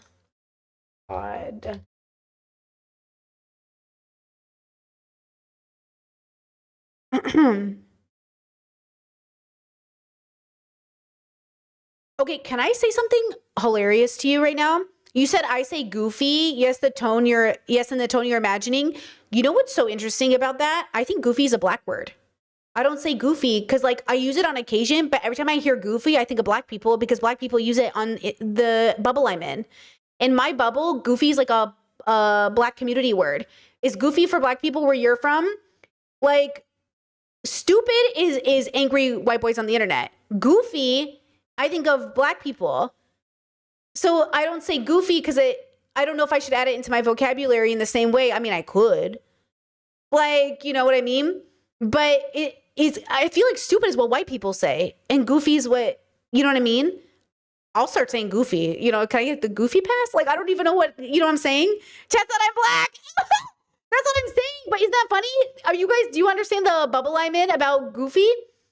Yeah, I mean, I love it. Like, goofy's a good word. It's a great word. You know, like, you're goofy. But yeah, every time I hear it, I think of black people. In a good way, of course, you know? Chad said goofy is a white person word in my bubble. Oh, interesting. Goober is white people. Goofy goober. Okay, goober is a white person word for sure. You know, absolutely. Chad said it's used in the black community, but I've never associated with ownership. Yeah, I don't know if it's ownership so much as just like that's where I learned that's the association of my brain. But yeah, goober is def a white word. You know, oh yeah, goober. Jason, you're such a goober. You know, like that's very, like that's how I imagine them saying it. Okay, here are the nuns. These are the nuns everybody is in love with. Check them out. Do you have a hobby? Cooking. Sister, yes. They don't use smartphones or social media, and the host doesn't listen to podcasts. But these nuns are going viral for talking about just normal stuff. In the summers when we're all home together, is playing Ultimate Frisbee. Sister, and you are so good at that. When she was first asked to host the podcast, Sister Miriam had her concerns. My interior reaction was, oh my goodness, I can't do that. I do not know how to do a podcast. Our sisters, we don't even listen to podcasts because we have, in a beautiful way, we have so much silence and we have prayer and we have our professional responsibilities to attend to. But she didn't need to worry. Everyone on the internet loves Sister Miriam, especially one particular catchphrase associated with the podcast. Sister, yes. I am not even exaggerating when I say that the nuns on their podcast has genuinely changed my outlook on life. I keep getting the videos of the nuns doing the podcast, and sister, they are so good at podcasts. What was your initial reaction to the success? I was so surprised. I would never have expected that this would happen. And what we have to bring that's unique is the fact that we are sisters. So, okay, get it? Like everybody's in love. So listen, let me just say this. As a girly that loves a nun aesthetic, as a girly that when I was a young kid, literally when I was like 13, 12 years old, and my mom would piss me off, I'd grab all my clothes out of the closet and throw them into the hallway and say, I'm giving up all my worldly possessions. I'm going to be a nun. Like, I understand. Oh my God, you're with a bunch of girls. You are in a house together. You're vibing together. You're gardening and cooking and doing art together. What? Paradise. Sign me up, Boa. I get it. It is so... Okay, but here's the problem, girls. They're nuns in a patriarchal religion. They follow a man's word. They're married to the man. You know what I mean?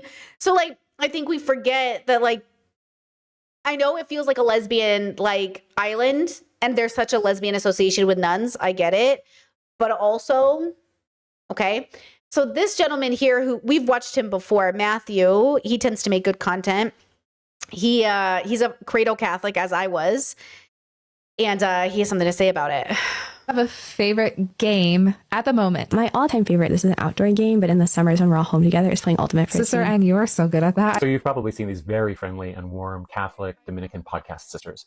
And I'm totally with Elon Musk's daughter, Vivian Wilson, saying, I'm low-key obsessed with them. But my toxic trait is that whenever I'm charmed, I try to see what the catch is. And so I went beyond the clips to see what they're doing politically in their core content. And Chet said, I thought nuns can't get married. They're married to Jesus.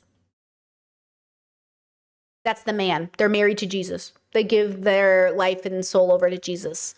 I'll unpack that over a few reels. Now, as a cradle Catholic who has both moved on but also lays claim to whatever is of value in my history, I'm not here to dunk on Catholic women religious, because these women live between the contradictions of patriarchal conditioning and oppression on one hand, and their own creativity and instinct for solidarity on the other. This is my great aunt, Sister Marie Fidelis of the Immaculate Heart of Mary Order, Monroe, Michigan. This is just 40 miles down the road from the Dominican podcast. I got nuns in my family too, girl. It's a big deal when you have a nun and a priest in the family. Nuns. In the 1920s, she knew what being married meant, and she said nuts to that, and took a long journey towards becoming professor of botany and then a world expert in Peruvian cacti. So what's happened is that the podcast sisters' viral clips that lay people make for them because they don't have phones hide those contradictions to leave a rush of vibes that speak to deep yearnings so many people have, including me, for community, for friendship, for shared resources, purpose, simplicity, and wholeness. And maybe an unexpected register of feminism. I've seen a lot of comments from women noting how they're obviously happy because no men. Also, they're not stuck in some medieval mode either. They're all working as teachers and researchers and scientists. Now, the press coverage has focused on the vibes without a single question raised about their politics. But what you get when you go to the very first episode is Order co-founder, Sister John Dominic, talking with this theologian guy and a neuropsychologist named Dr. Karen Villa about their innovative educational program called Secure in Grace. Is our response to these secular social-emotional learning programs that are out there, which comes back to this philosophy of this affirmation that we were talking about, where children are being taught to depend upon themselves, which is dangerous. We know that. Emotional social learning is a favorite target of anti-woke ghouls like Christopher Rufo and Moms for Liberty, who say that the practice of connecting academic health to social solidarity is turning kids trans. And so I'm thinking about Vivian Wilson when the first episode ends with trans erasure. I think TikTok was essentially responsible for this kind of transgender movement. Right. And, creating a generation that had been manipulated. Right. To think about gender in this very relative way. Follow me for part 2 tomorrow for their... So you get what I'm saying? I, too, was so happy that so many of you love these nuns, because I think there's something really romantic about Catholicism. I think there's something really beautiful about it and feminist about it, but only when you're playing into Catholic fantasy. The Catholic fantasy is that it's feminist. The Catholic reality is that it's very patriarchal and very, very bad for a lot of people. But the fantasy is so good. You learn about women in the Catholic Church. You get told these amazing stories about women. My confirmation saint is Elizabeth Ann Seton, the woman who started schools. And I'm just like, oh shit, educated, you know, mom is 6, like, hell yeah, husband died. She was like, not even slowed down. You know, you hear all of these amazing stories about Esther and everybody out. You're just like, hell yeah, brother. But then you have the realization and the sort of come to Jesus moment where you realize this romanticization is a fantasy. And I think, again, when we talk about creativity, it takes a very creative person to see the good in such an oppressive system. And I think that's what many of us did. That's what I certainly have to do. And when I'm very in love with patriarchal religions, I think it's the same thing, not to speak for Muslims, of course, but that's the same thing I feel when I see hijab. Like sometimes I'm just like, yeah, there's something really romantic about it. There is. I don't know how to explain it to you. But I think like in an island full of women, we would wear it because there's something, you know what it is, girls? There's something romantic about dedication, about what feels like commitment. Because what is more committed than wearing a habit? What is more commitment than wearing a covering? Like, what is more commitment than wearing a uniform every day? What's more commitment? Like, people love commitment. We just love it. Like, oh, you wake up every day at 5 a.m. and go to the gym? Ooh, sexy. You wake up every day and dedicate yourself to this cause? Oh my God. Like, you know, you're doing the thing that most people can't do. And there's something really spiritual and magical about consistency. And I think that's why we strive for it. I think that's why we aim for it.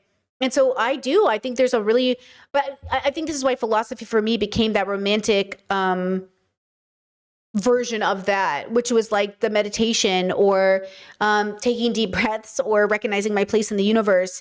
It gave me a sort of romantic way to view the world in a grounded way. That's my goal. My goal is to reignite my romanticism with existence in a grounded, data-based way, which again is why I'm very critical of antinatalists, because it seems like they have lost their romanticism, the romantic relationship with the fantasy of what existence could be.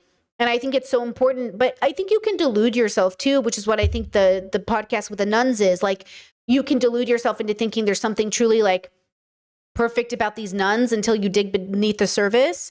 Well, I think there's a way to do this in a way that's grounded and real. Like, I don't think, because life itself, if humans aren't the center of it, it's pretty fucking amazing. Holy shit. Like, you're actually here, bro. Like, you're actually here. And I think you take it for granted. I think we all do, because if we really thought about it every day and how profound it was that we exist, we would have to kill ourselves from how amazing it is. And the Catholic Church, there's this saying, like, if you see just what, like a drop or a pinky of what God could see, your brain would explode. Yeah, I think that's what introspection is. I think that's what philosophy is like, that's why you have like, but if it takes you to a negative space, you're going to a bad place. If it takes you to a liberated space, that's the answer. And the bad place is you're overwhelmed, you can't handle it. But not because you're a bad person, but because you just weren't ready. And that's why I think people get burnt out from being introspective. That's why you get the negative nihilists on the internet who are like, wow, being enlightened is the worst because you're so alone. But like, true enlightenment and the construct we've created it to be is, how could you ever be alone? Because there you are. How could you ever be alone? What does loneliness have to do with enlightenment? Enlightenment is in my mind, is void of loneliness.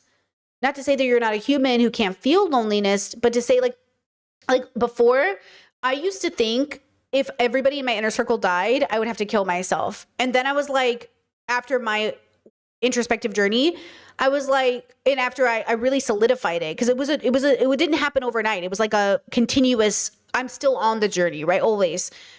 At one point in the journey, okay, it's not like, oh, here then. No, eventually I was like, oh yeah, they could all die. I think I'd be okay. I used to think I wouldn't. And then I'm like, why did I think I'd be alone just because everybody died? Probably because my whole life, I just really value my community, right? I really value my connections with people, and it would be sad to lose them. But then I remembered, like, there's another way to view it. You know, there is another way to have that relationship, you know? Yeah, Chet said, everywhere you go, there you are. Everywhere you go, there you are. And everywhere you go, something is. Like, if we really believe we're a part of nature, which I do, then just existing outside is enough. That's why most of my meditation practice happens in silence, of course, but I usually do have the window open. So it's a silence from a podcast or music, but it's I let the birds come in. I let the sounds of the wind come in. I let the sounds of nature come in, like nature in that sense. So I open a door and I listen, you know what I mean? It's usually what it takes. That's why we go meditate in the mountains. Okay. So there you go. Okay. Now I wanted to, the next two TikToks, to be honest, like they're more like transitions into the main topic about creativity, but I just thought they were interesting and I want to show you. The first one is rough. So I'm going to show you the second one second because it's not that rough. It's kind of funny and interesting. This first one is rough because it's what I mentioned the other day and I wanted to share it with you. The New Yorker had done a piece on Dr. Carlton Kadusek, I don't know how to say his name exactly, and he was the pedophile who got the Nobel Peace Prize. And I wanted to share it with you because I've been learning about it, not very much, but it's what I mentioned the other day, and I wanted to tell you I found it again because I couldn't find it when we were on stream the other day. Okay, so trigger warning. It's a short video, but here we go. 30 years. Carlton Gajdusek brought 36 children from Papua New Guinea and from Micronesia back to America. He described himself at times as looking for the next Michelangelo. There was this idea that he was going to pluck a child out of the rainforest and they were suddenly going to become an amazing novelist or writer. And over the 30 years that he adopted these children, that increasingly became a sort of an unrealistic fantasy. I was reading through all the children's correspondence at the National Library of Medicine. And in one of the correspondence files, I saw that there was a journal kept by a man named Louis when he was in middle school and high school that kind of described, suburban American life from the perspective of an outsider. You could also see the tensions in his relationship with Gajdusek in the sense that Louis would kind of run outside and write in his journal, like, I pretended I was a boy in a cave, or, Carlton called him a savage. I could see him seeing his own life through the lens of these Western scientists. I mean, first I was struck by the devotion that the boys felt towards this man who had taken them to America. Louis' experience sounded painful, but when he reflects back on it, he describes it as this wonderful, dreamy time where everything was possible. I think the dynamic that one sees in many situations of sexual abuse where you're abused by someone that you maybe respect or admire and who lavished attention on you, some of which felt good and some of which didn't, and it's very hard to sort of separate the unwanted attention that harmed you from the attention that kind of like made you the person you are. I mean, the first time I talked to Louis, I was sort of ready to ask him questions about the experience of being sexually abused, and he was more interested in talking about the implications of being the site of sort of the world's research and what that meant for the people there and what it felt like to be a research subject. And in our first conversation, he said to me, they took what they wanted and they left us with an empty bowl.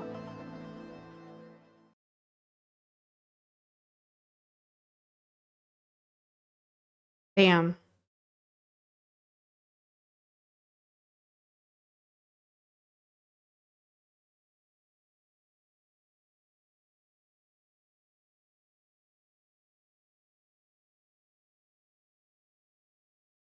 I've watched a couple of videos that she's put out, and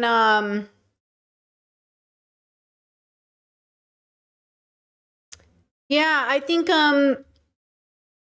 there's always that question. There was that, you remember that episode of Dr. House where there's brothers and one's too young to get the procedure to give his brother like bone marrow. The doctor does it anyway. The kid, like, it's a whole thing.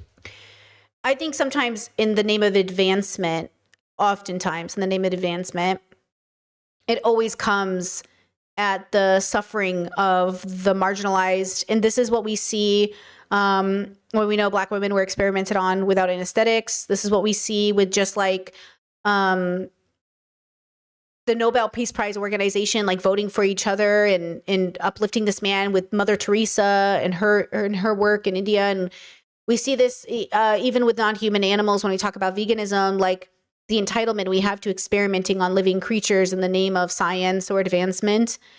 And it's why I say, like, in patriarchy, they'll often say if women were in charge, we wouldn't have skyscrapers. And I say, what's so bad about that, though? Because the implication is like skyscrapers only came from a man, which is bullshit. But also, like, what's so bad about that? Because a skyscraper is like this representation of like what patriarchy, what feats patriarchy created to, you know, when Jordan Peterson has that interview, he's like, what are we going to do without all these men? He's talking about, you know, he's going on to say these men who build skyscrapers and these men who work in the mines and these men who do these things.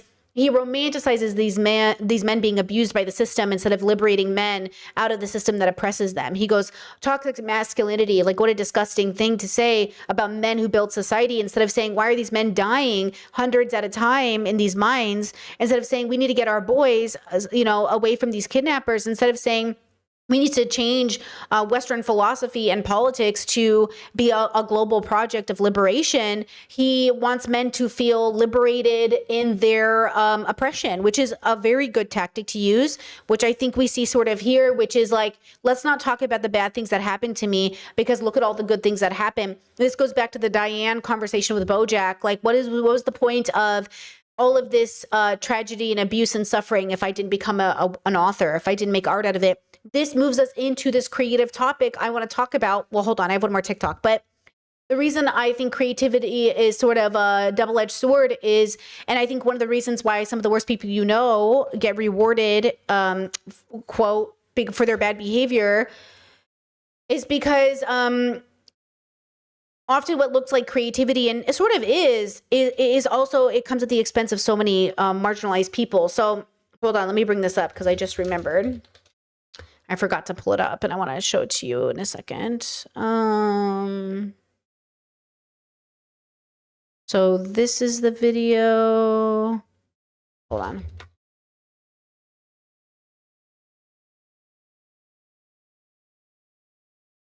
Okay, so, okay, there's,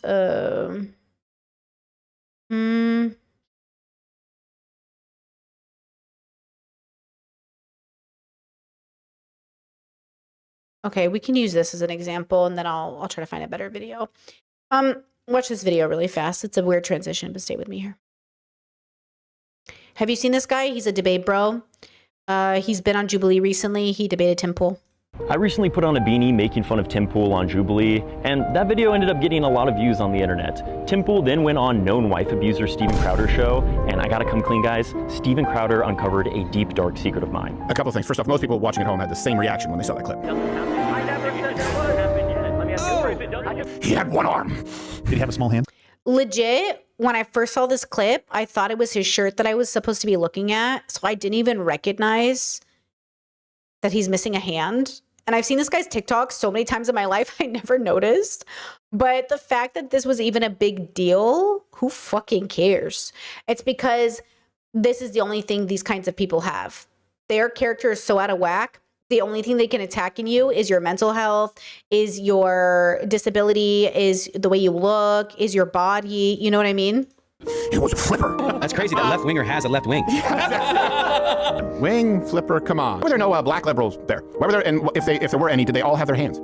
But in an argument, a difference of opinion, he who has most hands wins. Gerald, Not always. That guy Mason was very nice. The guy who did the beanie stunt. I'm like, hey, if you ever want to come on, we'd love to have you and debate. Yeah, but that sucks, though. Yes, it's true. I, Mason, one-hand politics, do in fact have one hand. I know it's crazy. I tried to hide all of the evidence in things like my... I legit never noticed the name either. One-hand politics, I just never processed that. username, every video I've ever done, my entire online brand, but nothing gets past you, Master Detective Steven Crowder. And honestly, I understand why you'd want to talk about my hand, Steven. If my Google search results were as bad as yours, I'd try to change the subject too. Exactly. You're the same change my mind master debate guy that was humiliated multiple times when Sam Cedar challenged you to that debate that you always ran away from. And who could forget the Ring camera footage that your ex-wife released showing you abusing her? And last but not least, you love putting on dresses. Can you just be honest with your audience about how much you love cross-dressing? We know what this is. I get it. Feels good, doesn't it? But that's what I'm saying. Steven Crowder is the biggest of all losers, but this man is hiding. He also is a man who said he fought bisexuality. This man is a gay man. He's a bisexual man. He's a queer man. He's who knows what Steven Crowder is. But remember, he came out as bisexual. He said, look, I fought my bisexual urges. We've all been there. And I'm like, that's what I'm saying. Like, so many people, I wish we could all liberate ourselves from all of these constraints. You know what I mean? But like, I think this is why the more introspective you become, the more compassionate and open-minded you become, because you realize like you forgive yourself for feeling like you're sinning. You forgive yourself from the constraints of patriarchy that have trained you into thinking you're evil for being gay or queer or anything else. Like this is why I want for all of these people to be liberated, because we're punishing each other because we're not doing the work. That's why I say, girls, like, I know everybody keeps saying, Brittany, I can't go to therapy. We live in our fascism. I know, but what do you think is controlling the fascist brain? A lot of the time, it's a lack of therapy, a lack of introspection, like a lack of humility. I know you guys don't think that because fascists are robots to you and you forget they're real people, but like they're people who are fucked up. Like they're people who have bad thoughts. They're people who are scared of themselves. Like they're people. Okay. So Steven Crowder, like, you know what I mean? Like, he obviously had a bad childhood. I get it. And he obviously didn't do the work. I get it. And he probably has like something with the narcissism, something going on, because this man's ego is crazy, the way he abused his wife. And I think like that's a big part of it. You know, again, when we have these conversations, I just think it's important to recognize like he didn't just pop into existence. He's a product of his environment and his psychology. I don't know what's going on. But if you remember when we reviewed the abuse of his wife, he's dealing with something that won't let him, you know, there's something going on. Because you cross-dress more than any other conservative I've seen. Just own it, bro. Just tell people. And he was molesting coworkers. Do you remember that? His coworkers said that Steven Crowder was infamous for molesting them, the men, not the women. He would go around and touch their balls and like touch their penis and like molest them. And he thought it was a joke, like hee ha ha ha. You know, he would play it off like, oh, I'm just a guy. You guys touch each other's balls, which is true. A lot of straight men touch each other's balls and it's not gay. But Steven Crowder was definitely doing it in a bisexual way. Why you like it so much. So yes, it's true. One hand politics does in fact have one hand. And if that's the most embarrassing thing that you could find about me, Steven, I'd be happy comparing our resumes. Literally, you know, literally. This is what I'm saying, like all of this stuff. Okay, now let's talk about everyone. Everyone is so creative. Teehee. Okay, first, let me see if I can also find, hold on. Uno momento. Did I block? Oh, I gotta unblock. Hold on. When I look up a creator and realize I blocked them, my bad. Hold on, let me unblock.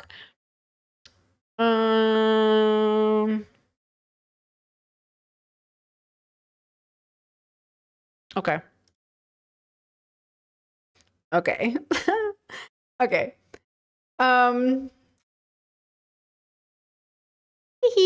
Okay.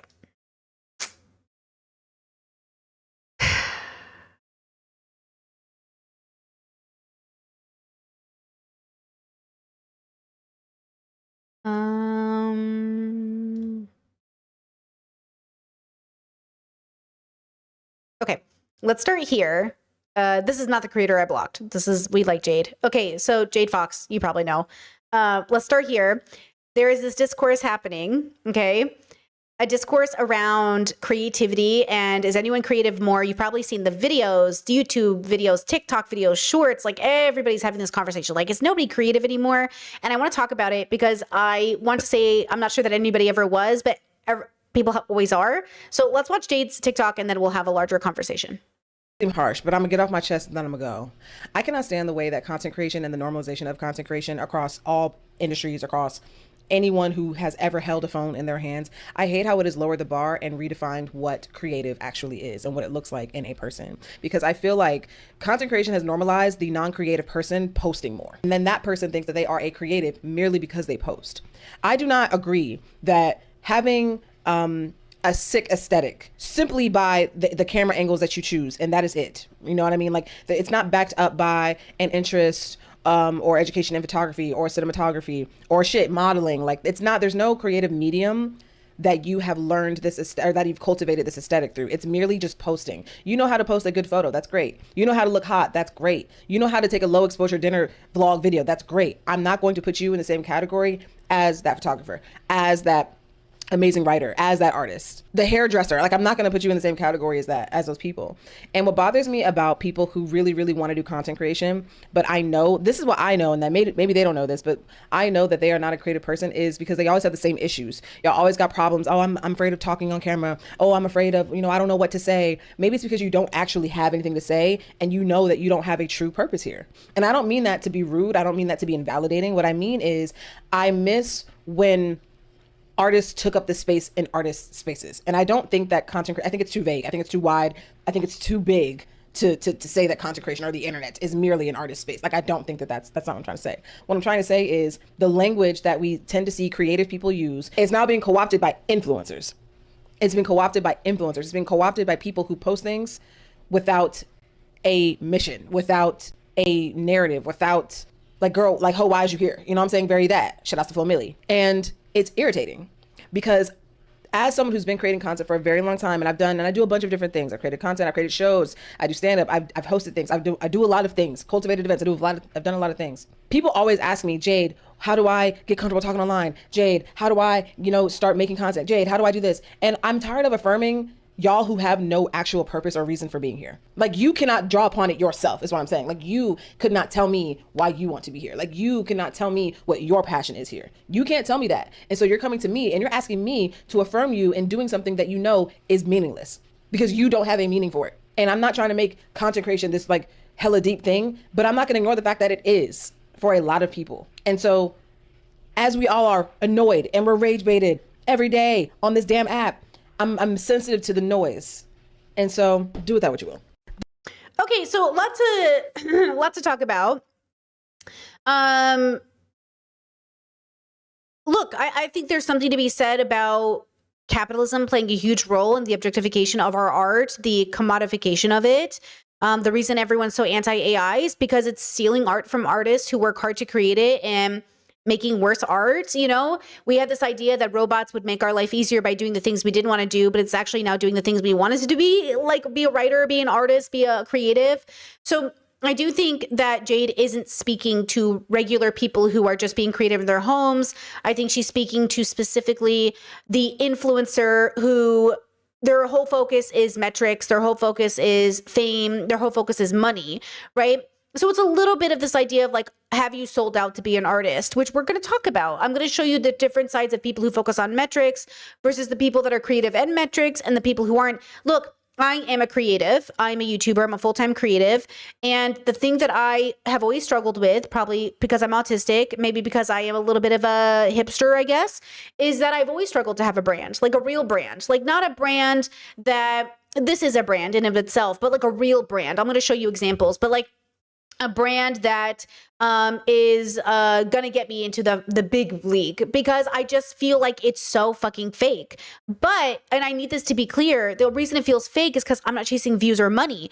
If I was chasing views, money, and being the top of the capitalistic period or capitalistic pyramid, then obviously that would be exactly what I should do, right? The Mr. Beastification is only one part of YouTube. It's the capitalistic side of YouTube. But there are so many parts of being on the internet that are still authentically creative. I see so many creative TikToks. Oh my gosh, like so many creative YouTubers, so many creative people. But here's the one thing they don't do. And I'm so sorry to anybody who might fall into this category. I don't mean to talk badly about anybody, but I do think when a YouTuber makes a video, has a little bit of success as a smaller channel, and then goes, guys, I can't financially support myself, I have to quit. They are who Jade might be talking about. The people who are more motivated by, I can't pay my bills as an artist, it's like, yeah. Most people can't pay their bills as an artist. I worked always multiple jobs most of my life until I could pay my bills as a full-time creative.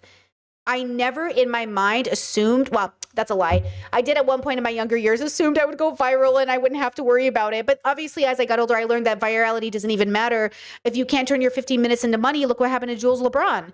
Jules, just because she was famous or went viral didn't mean she was able to convert it into a long-time career, because Respectfully to Jules, she's not a creative. Jules doesn't have anything within herself to offer us. She's funny and cute and quirky and we love her and she's hilarious, but she didn't get famous with a product in mind, right? So there's nothing for people to keep coming back to. So then it's confused. And that's what happens to most of the influencers who go viral is they're not actually focused. So ironically enough, Mr. Beast, we'd hate Mr. Beast, but he actually had something in mind. He was not a creative, but he was a machine for capitalism. So his virality, he already knew what to do with it. He could make it into more money. Okay. I, as a creative, figured out eventually, it took me a long time to figure this out, girls.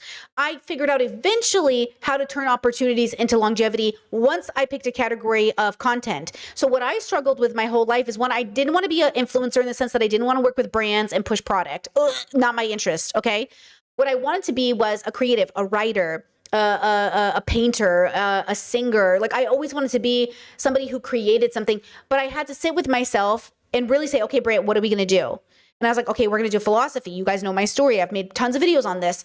I chose philosophy. So now everything about how my brain works is, how does this work with philosophy? So when you guys ask me, Britt, can you talk about this thing? I have to run it through a filter that says, does this work with philosophy? And if it doesn't, I don't make a video on it, because I'm not here just to make videos. I'm here to make videos that are about philosophy, that relate back to philosophy. So how does creativity relate to philosophy? Your sense of meaning and purpose. We often as creatives are lost in the void of purpose and meaning. And we live in a world that's, sell yourself, sell yourself, sell yourself, sell yourself to me, prove yourself to me. And that doesn't make sense for somebody who's creating something from within, impacted by the things around them. So obviously there's no such thing as an original idea, but still it has to come from your heart, your deep, honest desire to talk about this thing. This is so impactful and meaningful to you. And that's what I think is the heart of a creative versus an influencer. So sure, an influencer is different. Maybe they're selling a product, maybe they just want to be famous, than somebody who's actually creating something regardless if it makes money. So just as an example, like you guys see me in the Discord, I edit for hours and hours and hours on end. My new video that I just put on my commentary channel, most of the content that I make on that commentary channel, as an example, most people I know or see in this space stop making content like that because it doesn't pay the bills. Absolutely valid. There's a lot of content I don't make for YouTube anymore because it doesn't pay the bills. I just want to point out that video has like 7,000 views, I think it is, and I've made like $30. But sometimes a video will hit and it will give me $3,000, right? That's the life of an artist. The life of an artist is guessing if you're going to have money to pay your bills next month. That is not for the weak-hearted. That is not for the casual girly. That is the most serious game you're about to play with life. Even though a 9-to-5 isn't a guarantee, or getting your college degree and working at a corporation isn't a guarantee, there is definitely not a guarantee in creating work. So I work, I create it, and I go, hey, do you like this? And the world goes, no, we don't like this one. I go, okay. Do you like this one? They go, no, I don't like this one. And they go, okay. I'm like, do you like this one? And they go, yeah, I really like this one. I'm like, okay, cool. Enjoy that. I really liked making that. I liked making everything I've made. Everything I've ever made, I've basically loved making it. But not everything is going to hit. Now, and we're going to talk about this in a second. Well, sort of. There is the type of creative that finds a niche that works and sticks to it. Never been one of those girlies either. I'm not that girl. But it works. It doesn't always mean selling out, but it can feel that way. Okay, but I think it's about meeting the expectations of the audience. Now, let's talk about sort of an unethical example. Okay, this is the problem with Trisha Paytas. Trisha Paytas is neither a creative, though is creative. Stay with me here. They are neither philosophical, though they've been chasing meaning their whole life. They are neither an ethical person, but they get rewarded by society.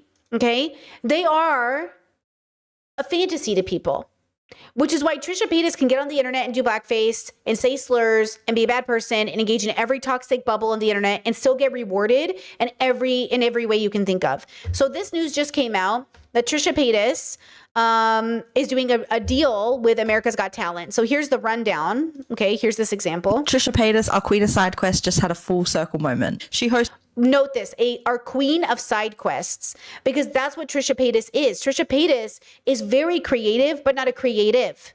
These are different. Okay. And Trisha Paytas lives a life of a only child who begs their mommy and daddy to look at them while they do like a play in the living room, and it worked, right? But it was deeply unethical and it hurt a lot of people in order to get here, right? But the rewards of the system are there.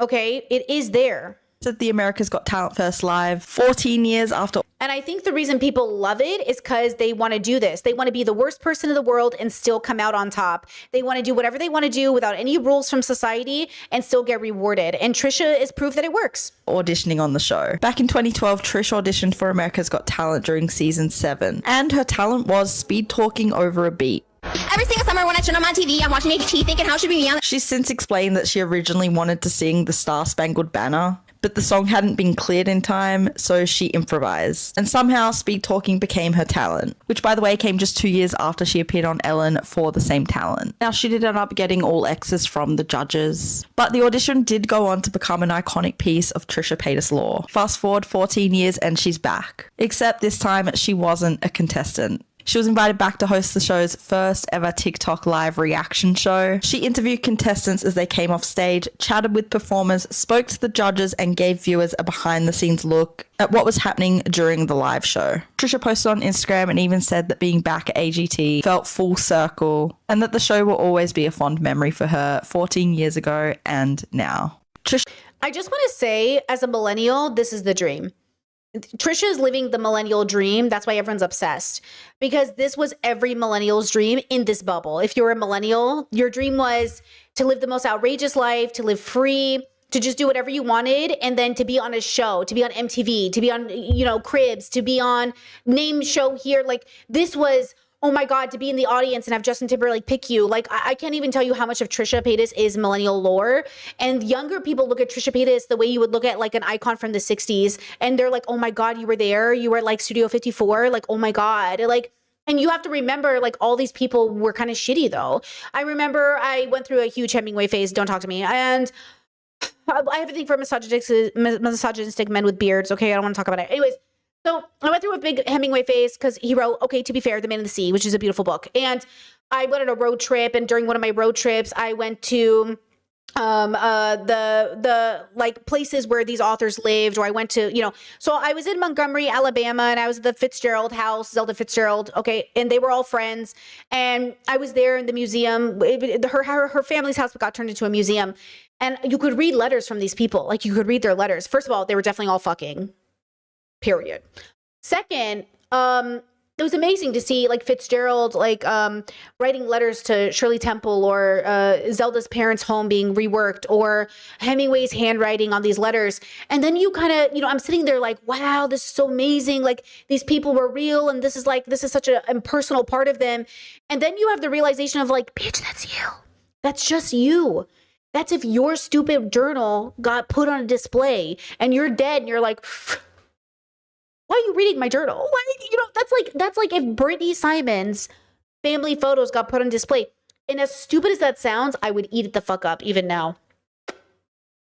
I eat it the fuck up even now. There's something so psychologically rewarding to my brain to see people live their life, to kind of have access to it. I think that's why we love the peek behind the curtain. I think it's why we like even like crime shows, or like stories that are about like documentaries, because like and also it sort of is the fantasy. Like, Trisha's living this like really amazing fantasy, but the thing is that in order to be a Trisha Paytas, I do think you have to be a pretty bad person, and I just don't think it's worth it. Even though this is the fantasy of the dream, I don't think it's anything you ever want to have happen. This is why I say, like, really famous people, they're really fucked up. Like, it's going to be really rare, though possible, that you're not fucked up. But to be a really famous person, yeah, that's why we're finding out all these stories about these Nobel Peace Prize winners. We're learning all these stories about Mother Teresa and Gandhi. And you're realizing, like, oh, everybody's fucked up, And that's what I want everybody to recognize. That's kind of what I want everyone to realize is, it's not to say, I want you just to be able to make the observation and then decide what to do with it, right? Okay, so here's Trisha's TikTok literally showing, like 2012, oh my God. And now 2026, like, oh my gosh, wow, it really happened for me. And then everybody goes, oh, really? Okay, look at this, perfect example. The top comment, Trish is so hope core. Trisha is hope for people. Trisha represents like what could be for people who are growing up like Trisha. Because even though I didn't grow up like Trisha and I had a much more stable household, and even though my story is hope for some people, I can't see hope in Trisha's story because I've never been that bad of a person. Like, damn, like I have autistic guilt the rest of, like everybody else, and I feel bad about the stuff that I did, but I never was that bad. So I look at Trisha and I'm like, why are you reaping the benefits of all the bad things you did to people? You know what I mean? But there are people who are like Trisha, who exist in Trisha's worldview, you know? Okay, so then look at this. Name is Trish, like fish. Okay. Right? Like, she's so young. She's just a baby. Hey guys, we're back. And this is them now.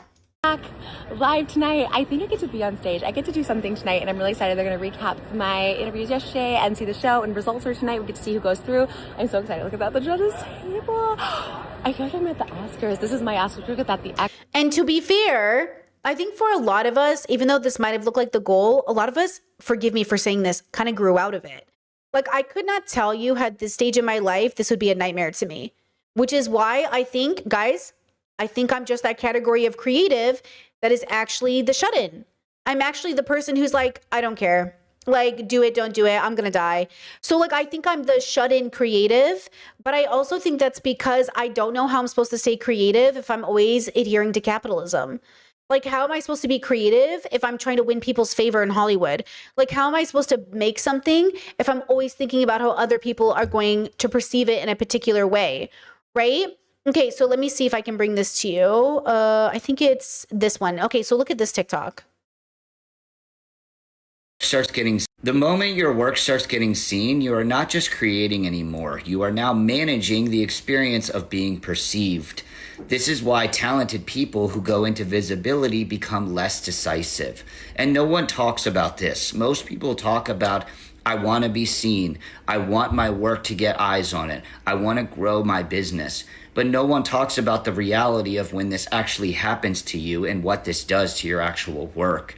And I'm going to give you the first thing that is the simplest thing. Now, it's not everything that you can do, but the first thing that I want you to do is I want you to separate the time from when you are creating to just when you are actually being perceived. Okay, what that means is there is a creative block where the audience doesn't exist whatsoever. And then there is a block where you will actually look at your analytics, you will think about your business, you will think about the audience, because both are necessary. But if you are doing them on top of each other and you have the audience in mind while you are creating the entire time, you're going to lose that spark that made the original work be seen. This is the R. Martin Jr. What is his name? I didn't read the books, but the dragon guy. This is his problem, right? He wrote this book series. Everybody's waiting, and apparently, I don't know if this is really the lore. This is just my understanding of the lore, that he's stuck because it's the perception. This was AOT, Attack on Titan. The author allegedly was like stuck on the audience's perception, right? George R. Martin, exactly. It's like, yeah, like when we have these conversations about being an artist, there is such a weight to it. This is why, like, even for me, I have to meditate my way out of your feedback. Like, yes, your feedback is important, but I also need to remember that I am here for a reason, and it's something from deep within me, and I would be doing this even if nobody watched. And that's sort of like what I have to remember, and I have to go back to that person that is here for a reason, right? Chet said, I'm not sure I would say you're shut in. I think I get what you're saying, but to me, shut in implies hiding away from the world, and streaming is doing the opposite. Oh, yeah, I'm not, I mean, it's not like a literal shut in, obviously, but it would be like maybe a hipster or more of a recluse or more of a, like, I reject opportunity. Like, I just reject fame at every opportunity, whatever that is called. Every time I've been given a chance, I'm just like, no, I don't want it. Like, even though I've had a chance, it's just like, maybe introvert, but like, it's not, it's, I refuse to do anything that threatens the creativity, but also my ethics. So maybe there's going to be a way to get famous. This is the only way I will accept fame, is if it happens organically. I don't want to have to do it. I'm not going to do it. I refuse. And I'll give you an example of why I say this. But the only fame I'll take is organic fame. You guys make me viral, go for it. But I'm not going to make myself viral. You know what I mean? Like, I'm not going to sit at my computer and figure out ways to go viral. Okay? All these people that are like, Brittany, you'd go viral if you put TikToks out. See? No, I'm not doing it. Like if I put a TikTok out, it's because I want to be on TikTok. It's not because I want to go viral. Okay, so this is going back to what Jade was saying about creativity, right? Like I don't want to attempt to be famous. And I'll show you why I'm going to say that in a second. Okay, let's watch a little bit of this and then I'll explain why that is. Movie, talent show, and viral success story tells us the same thing, that fame and fortune is the ultimate goal for creative people. But we almost never ask the question that matters most. Is it really worth it? And before we even attempt to answer that question, I just want to say to you, you're not a bad person if you purposely try to go viral. Just let's listen to me when I say this. Your philosophical joy could involve you trying to go viral. Your meaning and purpose could actually include you trying to go viral. It just doesn't include mine. It's not a judgment statement. I'm saying I know myself so well enough that I know that this isn't my purpose in life. It's never been, even when I've attempted to when I was younger, it's not who I am as a person. It makes me miserable.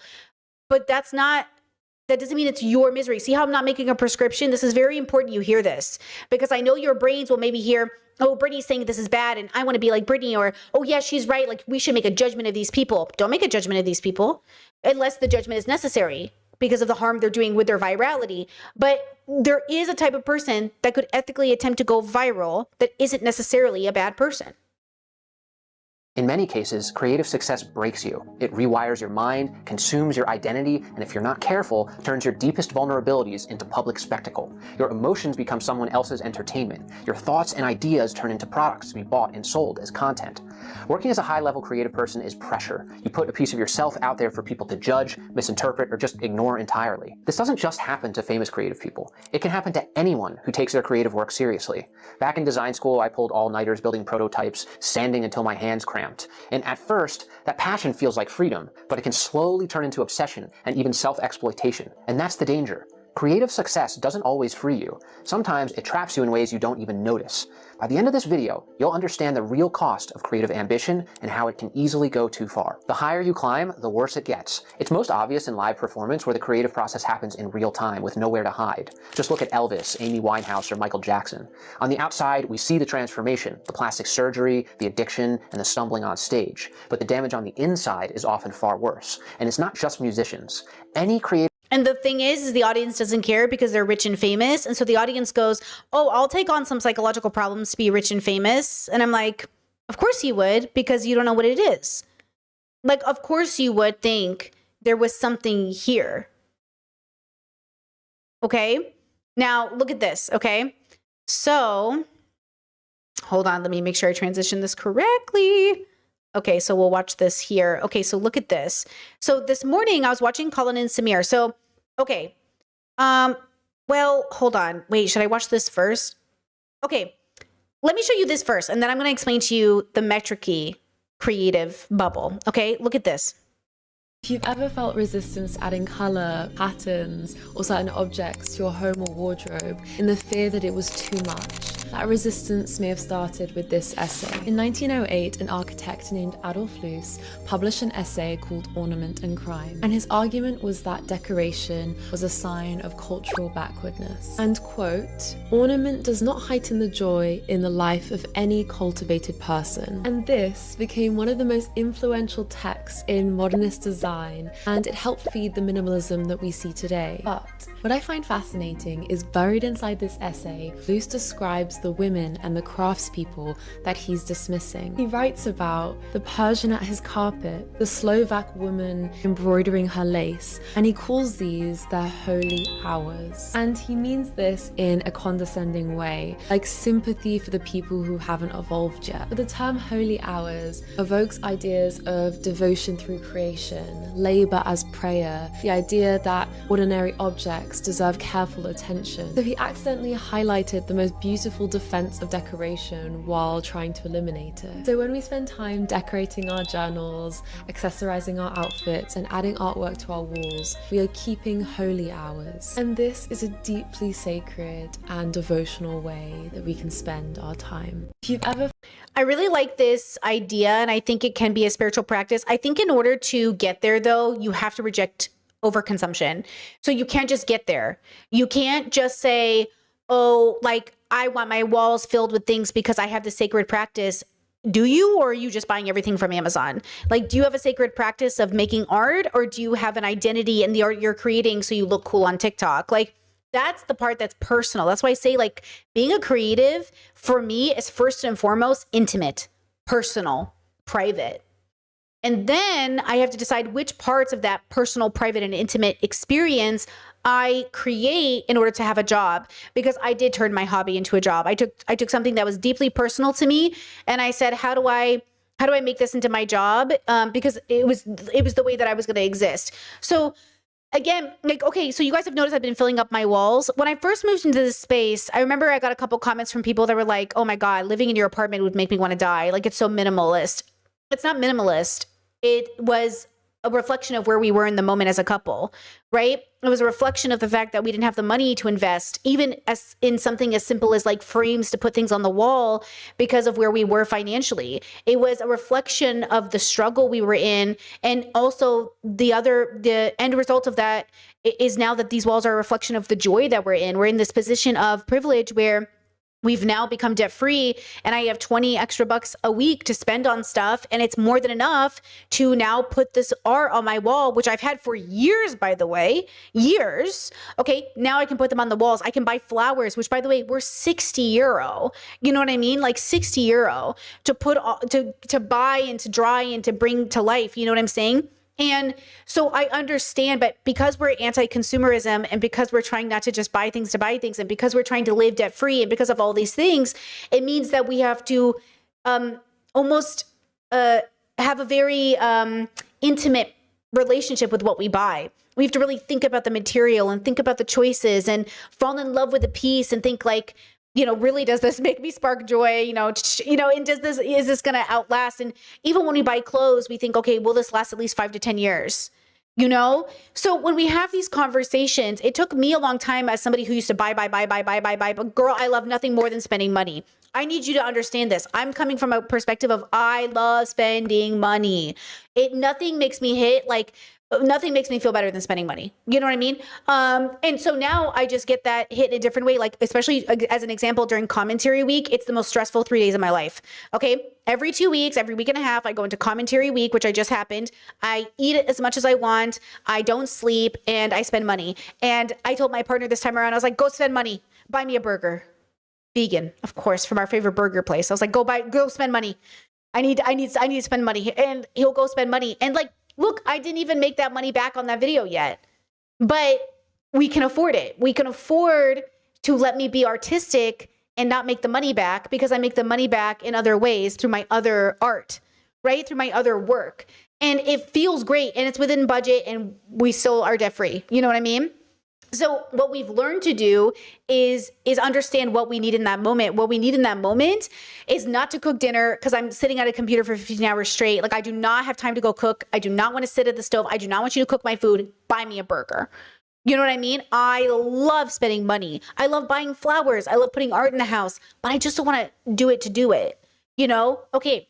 And I think that's because eventually for me, it became like a spiritual practice of collecting, sort of things that have meaning. And even though I say that, the other part of my spiritual practice is radically accepting that I could lose it all tomorrow, because at the end of the day, like, I'm here temporarily and I'm happy to be here, but like, my stuff will be somebody else's stuff, and that's okay too. And one day I'll die, and it's okay if like all of this goes away, but I'm just grateful to have it in the most present moment. So that's the other part of my spiritual practice. Now, what happens when you're not having a spiritual practice with your work, but you're still creating? Is the implication that Jade is making at the beginning of this section, is this the implication that being a creative is something spiritual? Is the implication that that's, you know, I'm better than you in some way, you know, a little bit like, oh, you think you're better than me? It's like, oh, maybe, or maybe it's a different relationship with the word creative. To create, to be a creative. You know, some people feel like the best thing that they ever created was their child. And some people feel like that's hardly a creation, though you definitely created something. Okay. So let me take you down a rabbit hole of business, the creative business part of being a creative. The part that I have a special interest in, and I watch it constantly, but I know it's not for me. This is the Mr. Beastification of YouTube. Okay, this is an interview with Patty Galloway, who works with companies who help creatives go viral, and he's on the Colin Samir show. And they are, they're friends with Mr. Beast. They're friends in this bubble. They focus on making money. They're capitalists, and they're creatives. They're people who deeply honor being creative. But to them, the point of being a creative is to become famous, money, go viral. It's to become Emma Chamberlain or Mr. Beast. It's like they feel like the biggest FU is to be famous and a creative, versus I think the biggest FU is to be a creative. Or / if that's your journey in your own philosophical joy. For them, I think for like Mr. Beast as an example, I'm assuming that for him, it would be nothing without the reward of being a successful capitalist, right? Which is different. My reward comes from the creation, which I think is what Jade was talking about. My reward comes from the thing that I get. And I think the Mr. Beast and the influencers, their reward comes from the social validation of like, look, I'm rich, look, I'm famous, look, rich, famous people like me. And I'm thinking like, what does that matter? Okay, so look at this. Taking that away, I think people will find out other ways to find like formats and what's working, but we are in this interesting stage. Like one of the other points I was going to bring up, it's actually another video which I'll show you here. So we got this one here. Atheist goes to Christian church for the first time. So this was someone who went through one of our accelerator cohorts last year, and at the time I joined the cohort was like a 3, 4, 5,000 subscriber channel. And then throughout the cohort, they were able to ideate this with my team, came up with this format, which I think is really interesting. Like, there's so many reasons that's viral, like just kind of classic, interesting story you have to click to answer. The point I was going to make here is this video was made, and I remember telling this creator, and I remember my team telling this creator, you've got to keep digging. You've struck gold, keep digging. And over the course of the next 6 months, this video is basically remade with different churches, with, different situations, different religions. And I think the reason that happens, this is to tie us all together here, is because of public view counts. Because everyone else seeing, damn, that video did really well for that small channel. Let me double down on it really quickly and let's steal it, or let's, adapt it for my channel. You're saying other channels made it? No, he made it. Oh, he made it. The reason he made it is because of the point I was saying to him, which was like, hey, channels are going to double down really quickly on your stuff. And there's this sort of talking point creators used to have, which is like, I don't want to over milk something, which I think is very valid and fair. But I always make the talking point of, if you don't milk something, someone else will. And like someone else will double down on this format and get the sort of growth and success from it. So, but wouldn't it be better if the viewership wasn't public, because less people would double down on his? Okay, so the context of this conversation was basically like, what if YouTube becomes like Netflix and we don't see the numbers?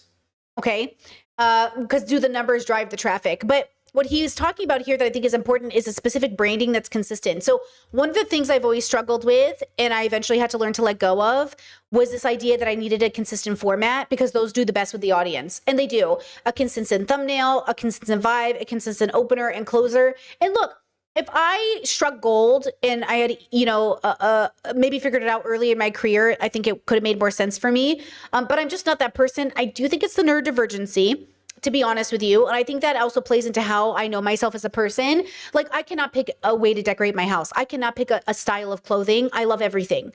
And because I love everything, it's hard for me to pick a niche that I stick in. So what I focus in is the subject matter instead. So instead of thinking like, oh, I need to fit into this bubble. That's why like every bubble I go to, they don't know what I'm doing. They're like, so what's your vibe? What do you do?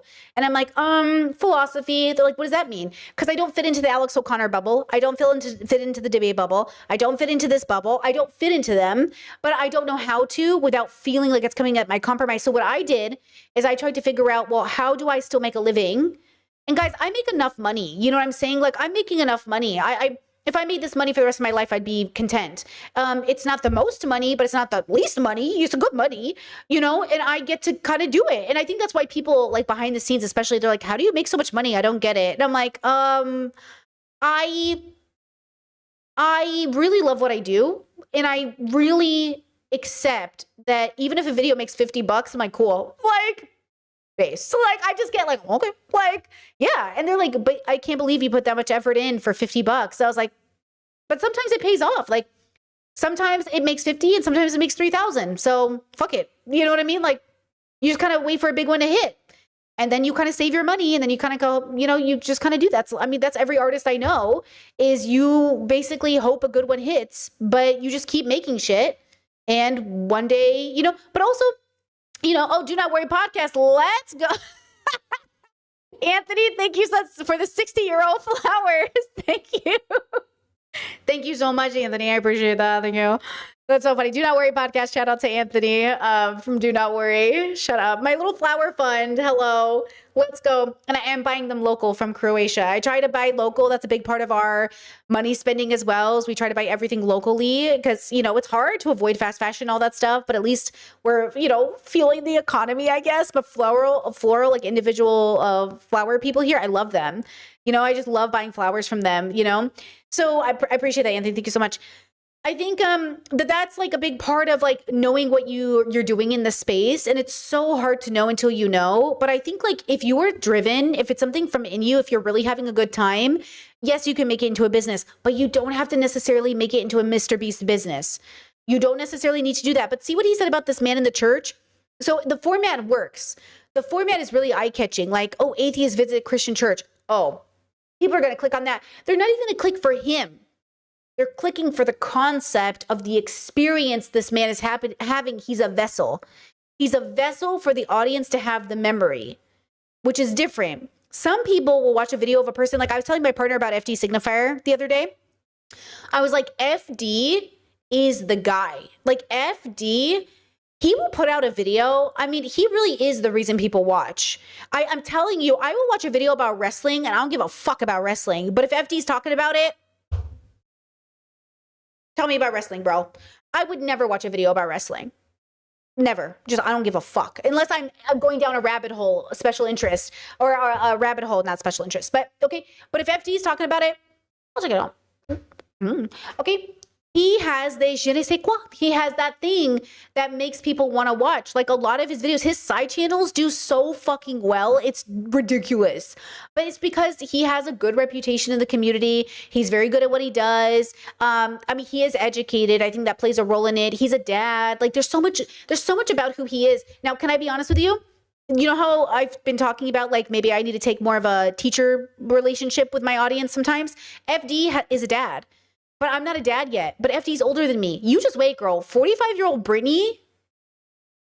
Because listen to me. I'm not old enough and I'm not young enough. So people think I'm 22. Guys, the amount of comments I get on my second channel if I thought you were 22. Yeah, if you thought I was 22, you probably wouldn't want to click on the video either. Right? But if you think I'm 45, then you think, okay, what can I learn from her? But because I don't look like on my thumbnails or because people don't know I'm older, they don't think, why would I watch this video from a 22-year-old? Do you know what I'm saying?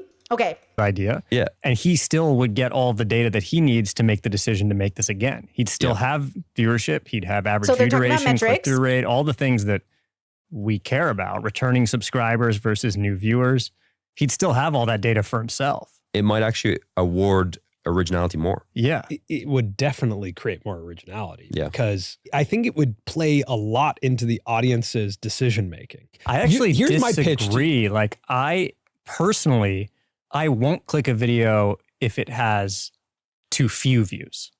That's a problem for me. Yeah, When so occasionally, you know, YouTube will send you a video and it has like too few or too high. Has like 240 views, and I'm like, that's YouTube trying to just slot someone in here. I'm not interested in that.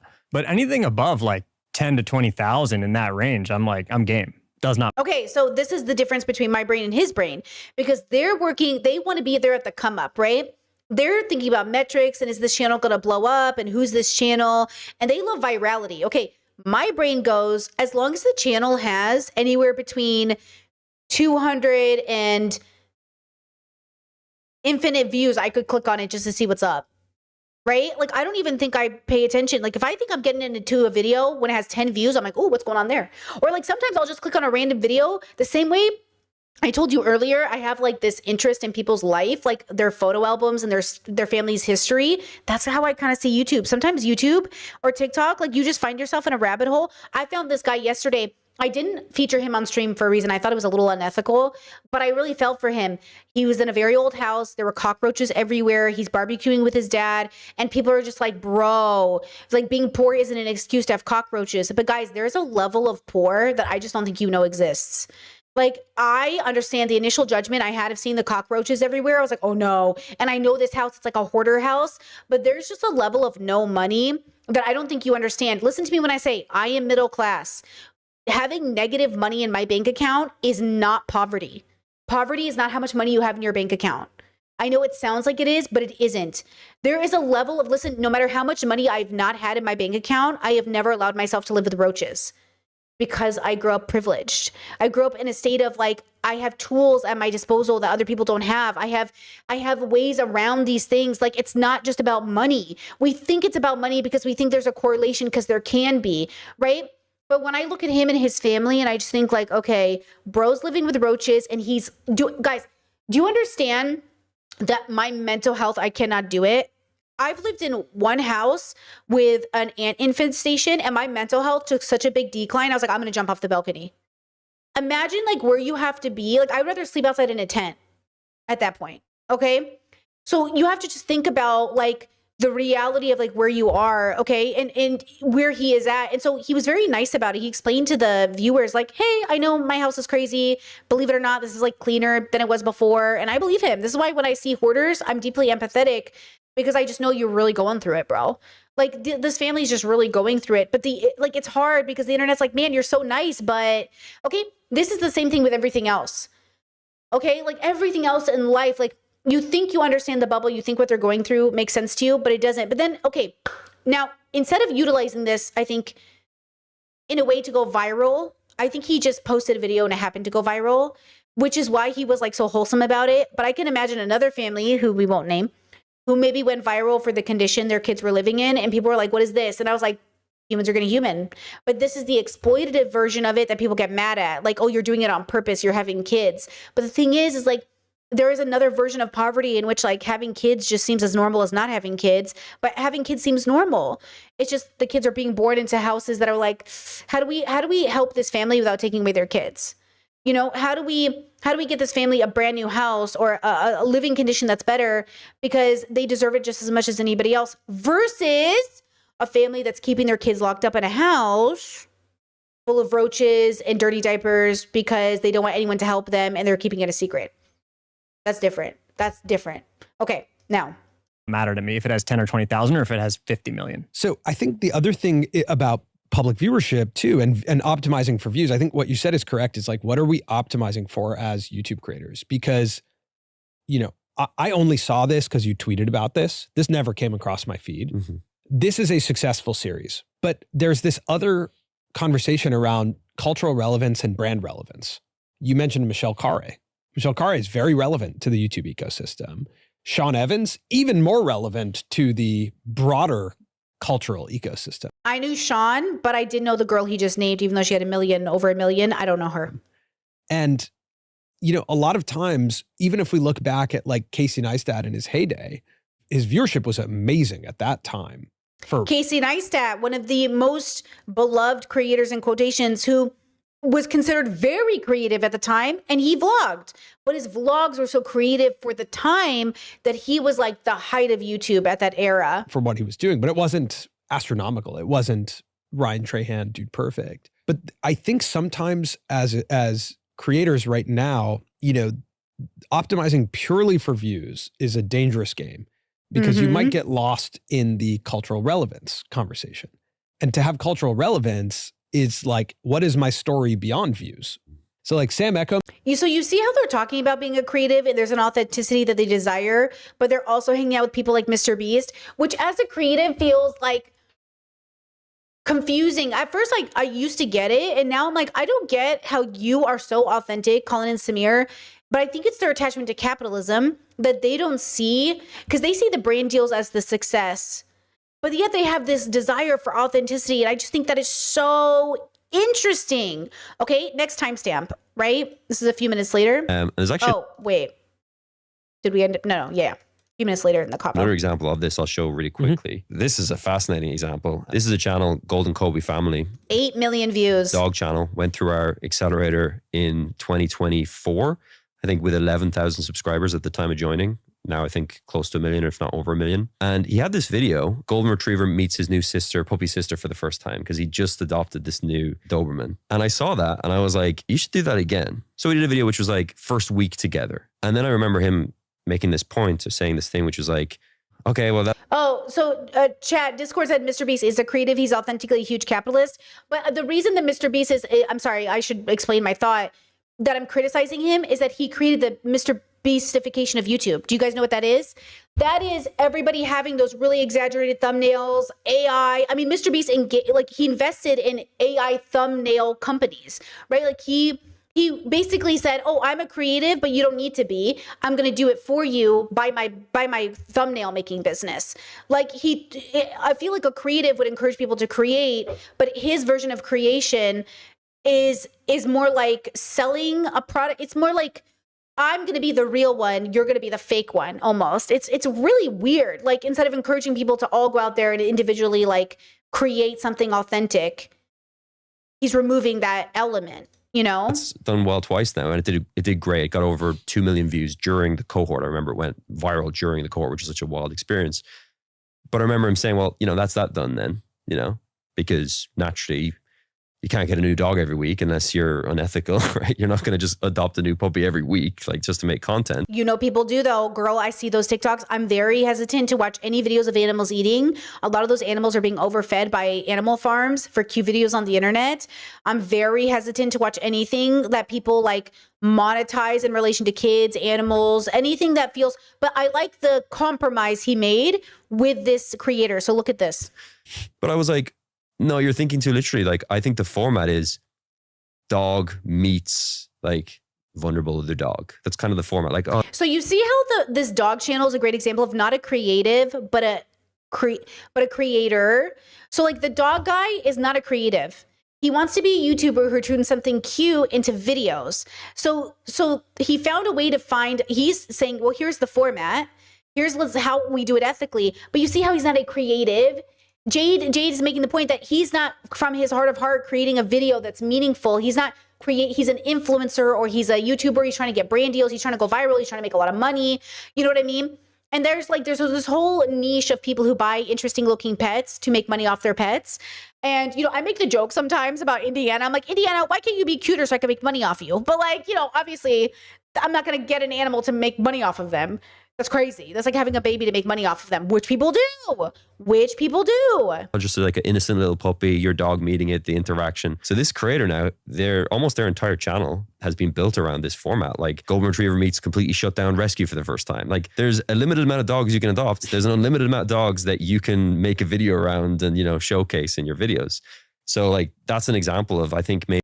Okay, so I don't think he means like literally adopt. Or get it, like you don't have to adopt, but you can meet other people's dogs. You can go to a dog park. You can do collaborations with other dog owners. But still, what is the point of this channel? That's the question I have. Why make it? What is it helping people? Is it helping dogs? Like, what's the point?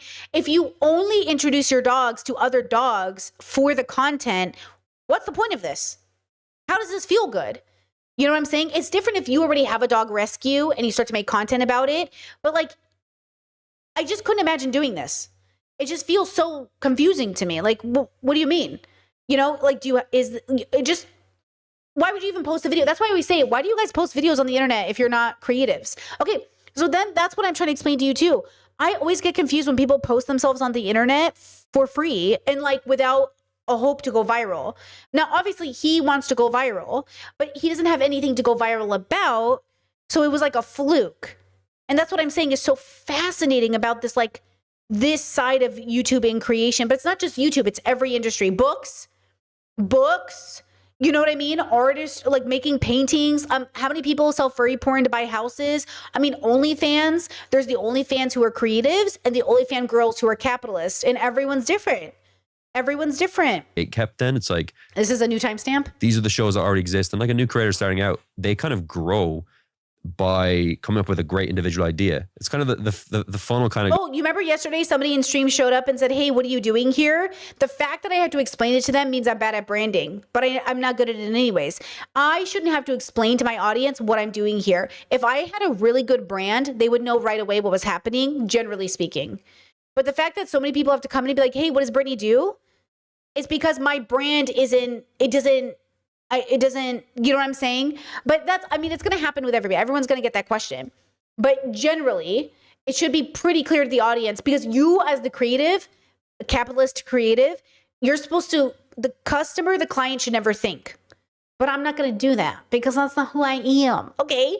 But I understand that. I logically understand that my job is to be Walmart and your job is to buy the hoagies without thinking. Okay. Your job is to not even know why these cookies are in your cart, except you just really wanted them. And my job is to be like, welcome to Walmart. Thank you for buying at Walmart. Okay. And I'm never going to be that person because I'm really bad at it. Right. But it's a part of knowing. So if you're a creative and you want to be, because sometimes people are like, Brittany, I want to be a YouTuber. Okay, I don't know what that means.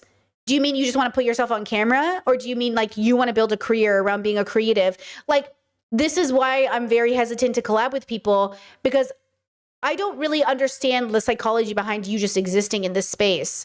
You know, it's like the same thing of like, are you a dreamer or do you actually want to be like, are you a YouTuber? Like, what do you mean by a YouTuber? Like a lot of kids in school who say, I want to grow up to be a YouTuber. What do you think they mean? I want to grow up to be a famous artist. Like, what's the part you're aiming for? The fame or the art part? You know? You ideate lots, you come up with lots of ideas, you try lots of things, most of them fail. This thing works, you try it again. Oh, now it's a format. And then over time, now it's a show. But if it's only shows being like displayed on TV at different places, like how do you find that initial like testing ground where you're like almost pilots? Mm-hmm. You know, I think that's like, I believe the beauty of YouTube is being there for the rise. Watching Jimmy when he has far less subscribers and he's making Minecraft videos. People love a come up. If you get too famous, they start to hate you. That's what happened to Jules LeBron. So people love Jules's come up because she was working her 9 to 5. She was like everybody else. They celebrated all of her wins. And then when it wasn't perfect the way they imagined, they shit on her because in their head, they're saying, if I was Jules, I would have done it better. But nope, Jules is basically the standard. So you know how I say like never assume you're the exception? Jules wasn't the exception. She was the exception to virality. But she is basically like, I mean this so respectfully because I like Jules a lot, but not that I even know that there's much to like because she's just funny, but it's like Haktua Girl. Jules made a better career than Haktua Girl 100%, right? Haktua Girl made all the bad decisions, worked with Jake Paul, went in the wrong direction, made a podcast. Why does that even make sense, right? And yet they are not, they didn't do anything with it. So Jules, like, what is she going to do with this platform now is the question. Like, I don't follow Jules like that because she doesn't have anything. She's just like a funny girl you come across your feed on. You're just like, oh, he, right? But like, what is the point? What are you offering? And like, that's the problem. So then everyone shit on her because she didn't have money. But of course she didn't have money. She didn't have a career. Jules doesn't have a career. Jules has virality, which is not the same thing. So the question is, as a creative, like, do you understand that you need a career versus a job? Like, you can be a creative and have it as a job, but it's very much not going to pay the bills. You might as well go get a 9 to 5. Mostly. I mean, you could make it a job, but to not be making a creative work as a job is really hard. Like, I couldn't even imagine that working because most creatives have to put money into their business to make it work. I mean, most entrepreneurs do it. You know how many financials I watch and people will call up and say, I'm $80,000 in debt. Here's all my problems. Should I take out more money to start a business? I don't know where. I mean, obviously capitalism, but like the fantasy that starting a business was easy was so fed into our brains that you guys think you can just turn around tomorrow and be an artist and a creative. Like, do you know about paying tax, filing your paperwork, doing all of that stuff? Like, there's so much paperwork that comes into this that it's just like, you got to understand it. So, you know, I want you to recognize, like, you're probably not going to be the exception to these situations. Shark Tank. I love Shark Tank, but, you know, I like it in the way that I like this bubble. But, you know, the thing about Shark Tank that's interesting, the illusion that once they get picked by a shark, that's it. Not the work that goes into it, not the sleepless nights, not the failed product. People just think like, oh, if my product gets picked up on Shark Tank, I'm good. No. Yes, good example. Chat says, took Brittany Broski time to land her current career, her Royal Court show. And that shit worked out. Brittany Broski, whoa, like that is the exception. She took her 2 seconds of virality, turned it into what it is now, and now she has a niche. She has a shtick. She has a vibe. And honestly, respectfully, it is my nightmare. playing a tee hee ha ha host for celebrities to come promote their shit. But I get it. Chelsea Handler used to do that. Sean Evans from Hot Wings, he does that, right? It's just like literally. But you know, when I was younger, maybe it was in my 20s, I would have thought that would have been cool. But not now, not my 30s. I don't care about, girl, get out of here. I'd rather talk to randos on the street than celebrities. You know what I mean? But that's another form of validation, right? Okay, fine, whatever. Or watching Ryan when he's doing commentary videos, or Michelle when she leaves BuzzFeed and just starts experimenting, or even for our audience who has been through the many waves of us and now gets to have a different lens with what we. Yeah, I like the fact that one channel that I love that I think does as well is Chris Williamson and Modern Wisdom. Modern Wisdom is a show on his channel. It's a podcast that he hosts, but then occasionally he'll do a vlog. And it's just like.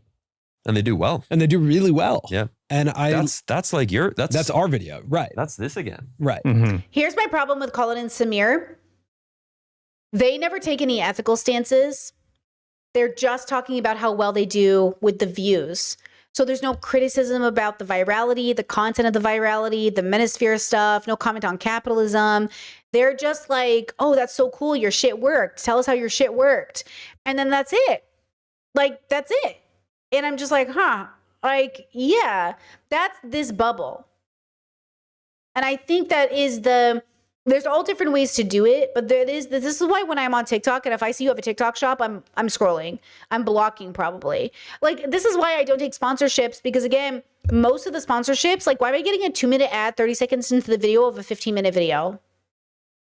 And then people say, like, I got to pay my bills. For sure, you got to pay your bills. But can I ask a question? How am I paying my bills, but you're not? Because again, you know I'm not popular. You know I don't have crazy views. So why am I making the money I'm making and you're not, and I don't take sponsorships? What are we doing different? That's what I'm saying. And then I have to ask these people, like, how are you not making the money? I don't get it. Why are you relying on sponsorships while talking about fighting capitalism? And I'm not saying you shouldn't get it. I'm just asking questions. I'm asking questions because I'm confused. Like, I'm confused on how this is happening. Is it because I've been in the game longer? Is it because I have a good reputation? Is it because it happened that way? Like, I don't understand what you're doing different, that you're like, I have to take this sponsorship by so-and-so because I don't even make. I'm like, oh, interesting. Like, what are you doing? Now, maybe it's just that I'm live. Maybe it's because I'm a streamer. To be honest, I think that's partially it. I think streaming specifically is a big part of this. You know, Chad said they probably live way above their means. Okay, well, that's definitely the other part of it, for sure. Or they're trying to live a dream where they hire people when you know you can't afford it, or they're trying to be like own a business where they pay for people and they can't afford it. You know what I mean? I think that's a big part of it as well. But I just don't understand a bit, I guess. And I would love to. I don't mean it in a judgmental way. I mean, I don't get it, because people ask me all the time, like, I don't get how you make money. Well, again, and somebody said this on, somebody left a comment and said $20 a week is no way to live. With peace and love, I'm debt free. Are you debt free? Because I'll tell you this, you know what a way to live isn't? Debt free, or living in debt. The stress I had from being in debt was soul crushing, more than having a $20 allowance. You know what I'm saying? And by the way, we could go back into debt if we have a medical emergency or something bad happened tomorrow. But I could not keep living in a cycle of being in debt just so I could spend money every week. $20 a week, yeah, it's not a lot, but it really feels like a lot when you're debt free. It just does. It's not a lot. I know this. I get it. It's eating out once a week. I absolutely understand that, right? But it's not literally $20 a week either. Like, I need you guys to understand, it is $20 a week. That's our guide. But obviously, if we have a good month and our savings is fine and everybody's good, then it's not just $20 a week. It's $20 a week is our baseline of, like, we're not going to hit, if we have to have a conversation every month about hitting that threshold. Okay. But at least I make enough money and at least we're paying our bills and I'm a creative. It's like, I think people want to say like I can't make it under capitalism, but also like your attempt to make it in capitalism is putting you $100,000 in debt so you can eat out every day on Uber Eats. Like, what's the point of this? Like, I think my basic fuck you to capitalism has absolutely been fighting Uber Eats. Like, I saw a video of a girl. Hold on, let me see if I can bring it up really fast. I saw a video of a girls, I went down a bubble that I didn't even think about. Hold on. Is it a I think it's a TikTok. Hold on. I think it's a TikTok. Me, 25 female. Ignore that. Okay, hold on. I didn't realize people were spending fucking a house worth on Uber Eats, like peace and love. We get delivery twice a month-ish right now because we have some money, right?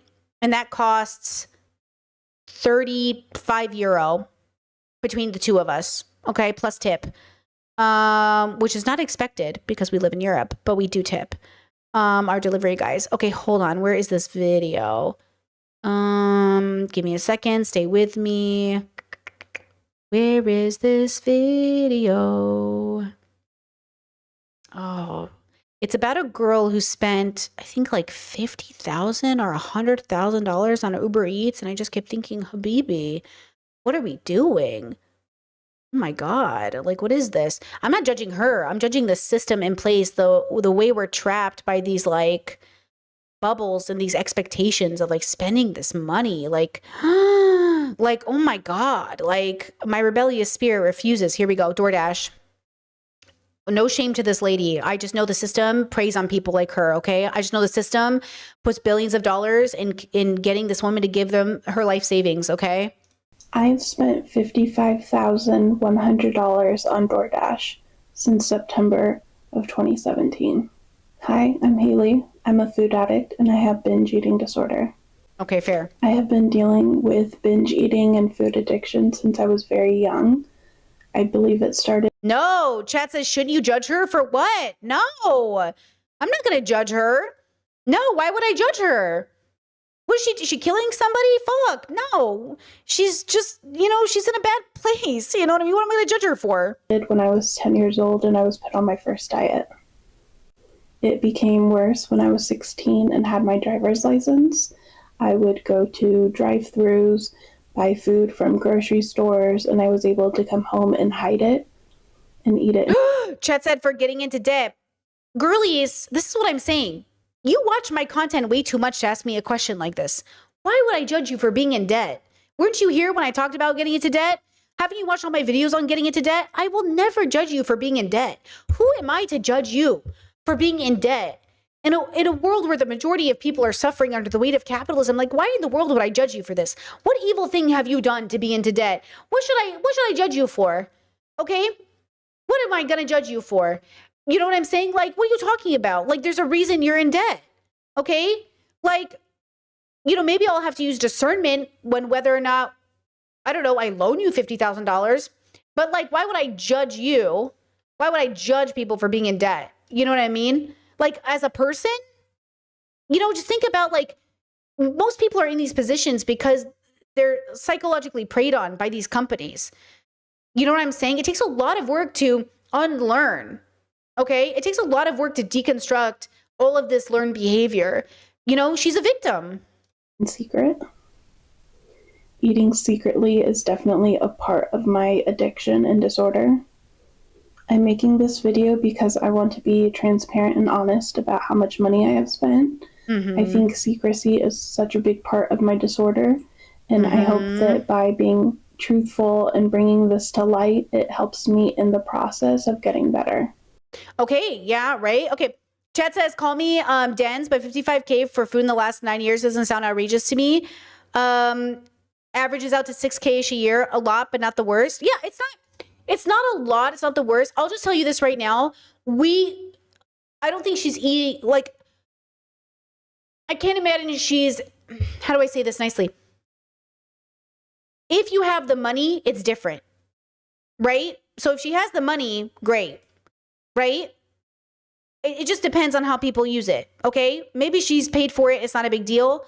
I would just say I doubt she's getting the nutrition she needs and the health she needs and everything she needs. And these companies don't care. So this person says, I spent $100,000 on DoorDash. They tell you. Apparently, they'll tell you if you go to support. And since 2024, this person said I spent $100,000. Statistically, they're not going to have that money. You know, I mean, we're bound to spend similar amounts of money every year on our food, but like, how much food are you getting? What are you getting? And this plays into the quality of your life that actually plays into these types of videos that go viral. I only ate protein junk food for 100 hours. Oh, hold on. You can't see it. Okay. I watched this video yesterday, right? And what he ends up happening to him is exactly what I thought. In order to get the protein from these snacks and your calories, you will have a tummy ache because the food they're selling you is not good for you. I'm not judging you for depending on it. I'm saying we live in a world where people don't know how to cook their own food.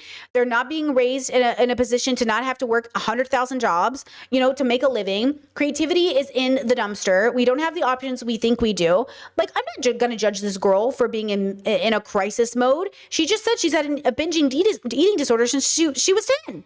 You know what I mean? Like, there's a lot here. Okay, there's just like a lot going on with this idea that I think needs to be explored, which is why we're talking about it the way we are, right? Because we're saying human beings, here I am talking about free will and all these other things. Like, I'm telling you, like, why would I judge you for being in debt?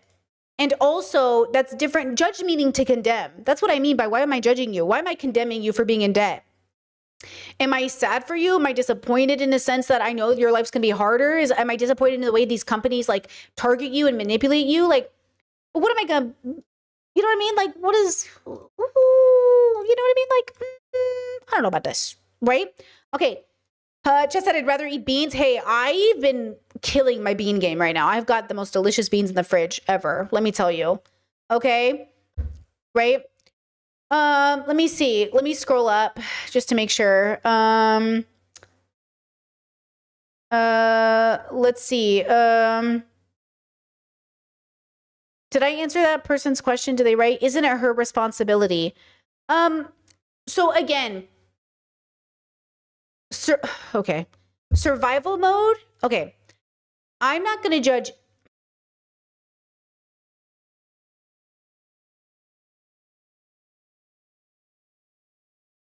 It's everyone's responsibility, and you can be responsible without judging. You can use discernment and come to a judgment, but you don't need to condemn people to take responsibility. You don't need to shame her for her to take responsibility. Okay? So when I tell you these stories, I'm trying to help you guys get out of debt to let you know that it was hard. Because what a lie it would be for me to tell you it was easy. It was really fucking hard. It was really fucking hard. I still think you should do it. And I think you should give yourself the peace of mind that it is really hard. I just did the math again for the chances of us even having 50K in the bank. And I need you to know it's like 10 years. And it feels like I'm just not going to worry about it. I'm going to aim for it. I'm going to figure it out. But even on the money I make, it will take 10 years for us to probably have 50K in the bank. Maybe. At the rate I make money. And that, by the way, is still only having $20 a week for spending. So for the next 10 years, we have to decide as a family, do we want to up our fund budget and not save for a house? Do we want to be lifelong renters? Because to be honest with you, at this point, we might just be lifelong renters and give up on this idea of buying a house, or save for the house, but don't like go really hard into it. And this is about us working and adapting with culture and understanding that like, we just need to figure out what we're doing when we're old. What is old us gonna do? Okay, what are we gonna do? Because the truth is like, I don't know if our mental health can make it on $20 a week for the rest of our life. For the next 3 years, probably. For the next 2 years, definitely. For the next 10 years, I don't know, girl. That might not do it. You know what I mean? So you have to adapt to where we are. But that's why I'm trying to tell you guys, like, whatever is gonna work for you, you have to make it work for you. Okay? And then not judge yourself through the process, because judging yourself for what? For being like most people on the planet? For being in a position where like, yeah, most people are stuck with money, bro. Most people have fucking health problems. Most people have fucking fucked up parents. Like, most people are struggling out here. You know what I mean? I get it. You can judge if you want, like, side eye, like you might feel like you need to judge people. Do that if you want to. You know what I mean? I get it. But also, like, I'm kind of judging you for asking the question. I'm kind of judging you for asking the question a bit. It's kind of a mean question. You know what I mean? Because she just told you she's fucking struggling out here, and you just went like, oh, this dumb bitch. Like, you know, that's the emphasis. Like, that's the implication of your question. So, like, oh, you know what I mean? So, like, again, okay. No judgment. Okay. Let me see. Building videos are really helpful. Okay, look at this. I built this thing. It's like, cool. The video ends when that thing is built. Yeah. Speaking of, look at that. I mean, that's a crazy thumbnail. Is that a 17 million views? 17 million views. Real? How real is that? Because sometimes I look at this stuff, it's very satisfying, but I'm like, how exaggerated is that versus how real is it? And maybe that's what draws the click for a lot of people. He says, I made a desk underneath my stairwell. Yeah, that's fair. 17 million views. Few things. Yeah. You just need to know what it is. Similar to I bought or I read every self-help book. You're like, no, you didn't. Yeah. But I'll see how far you got. 51 minutes. This was made in 2020. You saw 51 minutes. You'd be like, what? Now it doesn't feel that scary. It's like, oh, I'm watching on TV. It's actually a fantastic video. So building a tiny office pod under my stairs. Yep. Tell me as a creator why I shouldn't use a more realistic version of what I actually built, unless that is the real version. His build was actually pretty impressive. Like it's definitely like, okay, I gotta be honest. I'm watching the video almost exact. Yeah. Really? Yes. It's enhanced. It's almost, okay, hold on. Turn it around. Because let's talk about this video because this is impressive. This is a very unbelievable thumbnail. Yeah. Can you just talk about what you like about the thumbnail and the title? Like why this is so highly clickable? Because another thing about this channel, Man Made, is it's 1 year old. I'm pretty sure this creator actually like applied to our cohort. I might be in one of our cohorts coming up, which is hilarious because I'm like, you just did it. But the thing to me about this is like, I mean, first of all, just the shapes, like the triangular shape and then the stairs. I think that already is just like visually satisfying. Whenever there's something we really need to focus on, I love when we have some open space. It's so interesting. I sometimes think about how could a thumbnail be done wrong.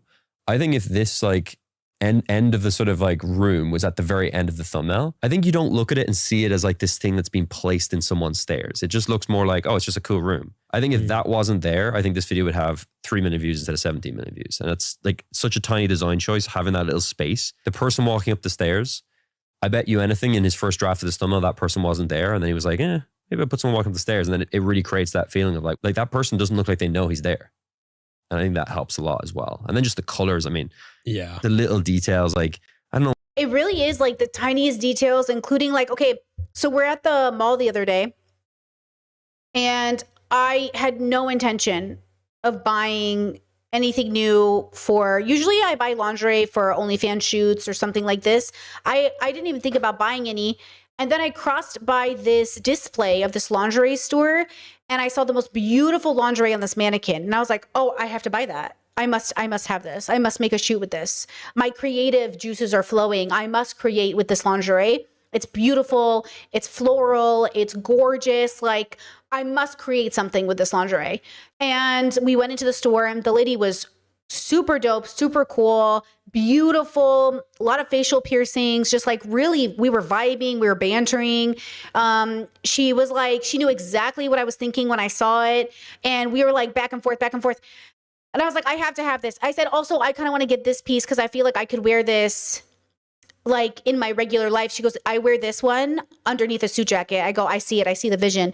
And right away we were talking and I was like, I'll take this. And I bought this and, you know, I've been planning like what the shoot's going to be and how I'm going to create it and like what I'm going to do with it. But I had seen it displayed and the way that it was displayed inspired, like I never would have walked into that store. I wouldn't have noticed it hanging on a hanger, but because it was displayed in the way that it was, it caught my eye and boom, they made a sale. They made a sale and I got cute lingerie. It's a win-win for everybody, right? Okay. So like when we have these conversations, it's like the littlest detail. I'm finding this with my own work, by the way. I have been experimenting with like pacing or what clip goes first or what's interesting to people. And guys, like there is a psychology to this. Like genuinely, if I format my videos in a particular way, I get less engagement than if I format it in a particular way. And I'm like, okay, now look, I am not making art pieces in my videos. The art part for me, the creative part is getting the ideas in my head in a digestible way to you. That's my skill. So basically that's kind of what a book is. Like a book is how do I write well enough for you to have a great experience? So for me, when I think about like what my videos are ideas translated to an audience, which is why we talk a lot about, do you understand what I'm saying? Why are you asking the question? What do you mean by this? Because I'm trying to communicate, right? Okay, so check this out. I don't even know what this yellow thing is, but just that little yellow and then the warmness. And one thing I would say with this format that I think is really interesting as well is like, you know, kids content on YouTube or content that's made for like, you know, a younger audience. Like, that's kind of honestly a bulk of YouTube these days. Like there's so much content out there for kids. A lot of creators just realize that the biggest demographic of people who watch the most, they have the most available time. Our kids, the most available time. So they end up tailoring for that. But the interesting thing about this is it's been a huge trend in the kind of more kind of like kids, like early teen. This is the Mr. Beastification of YouTube thumbnails and kids making certain kinds of content. And like, I built a secret gaming room to hide from my mom. Like, I see this stuff on my feed all the time. 27 million views. You know, and again, I don't make content for kids, so it's not my bubble, but sometimes I jump into it to see what's up. Oh my God, the views. In space to make these like secret rooms. I built a secret room. This is doing it, but I think this is done in a way that we could watch. Yeah, it's more for adults for it's sure. More for us. So it's like taking that format.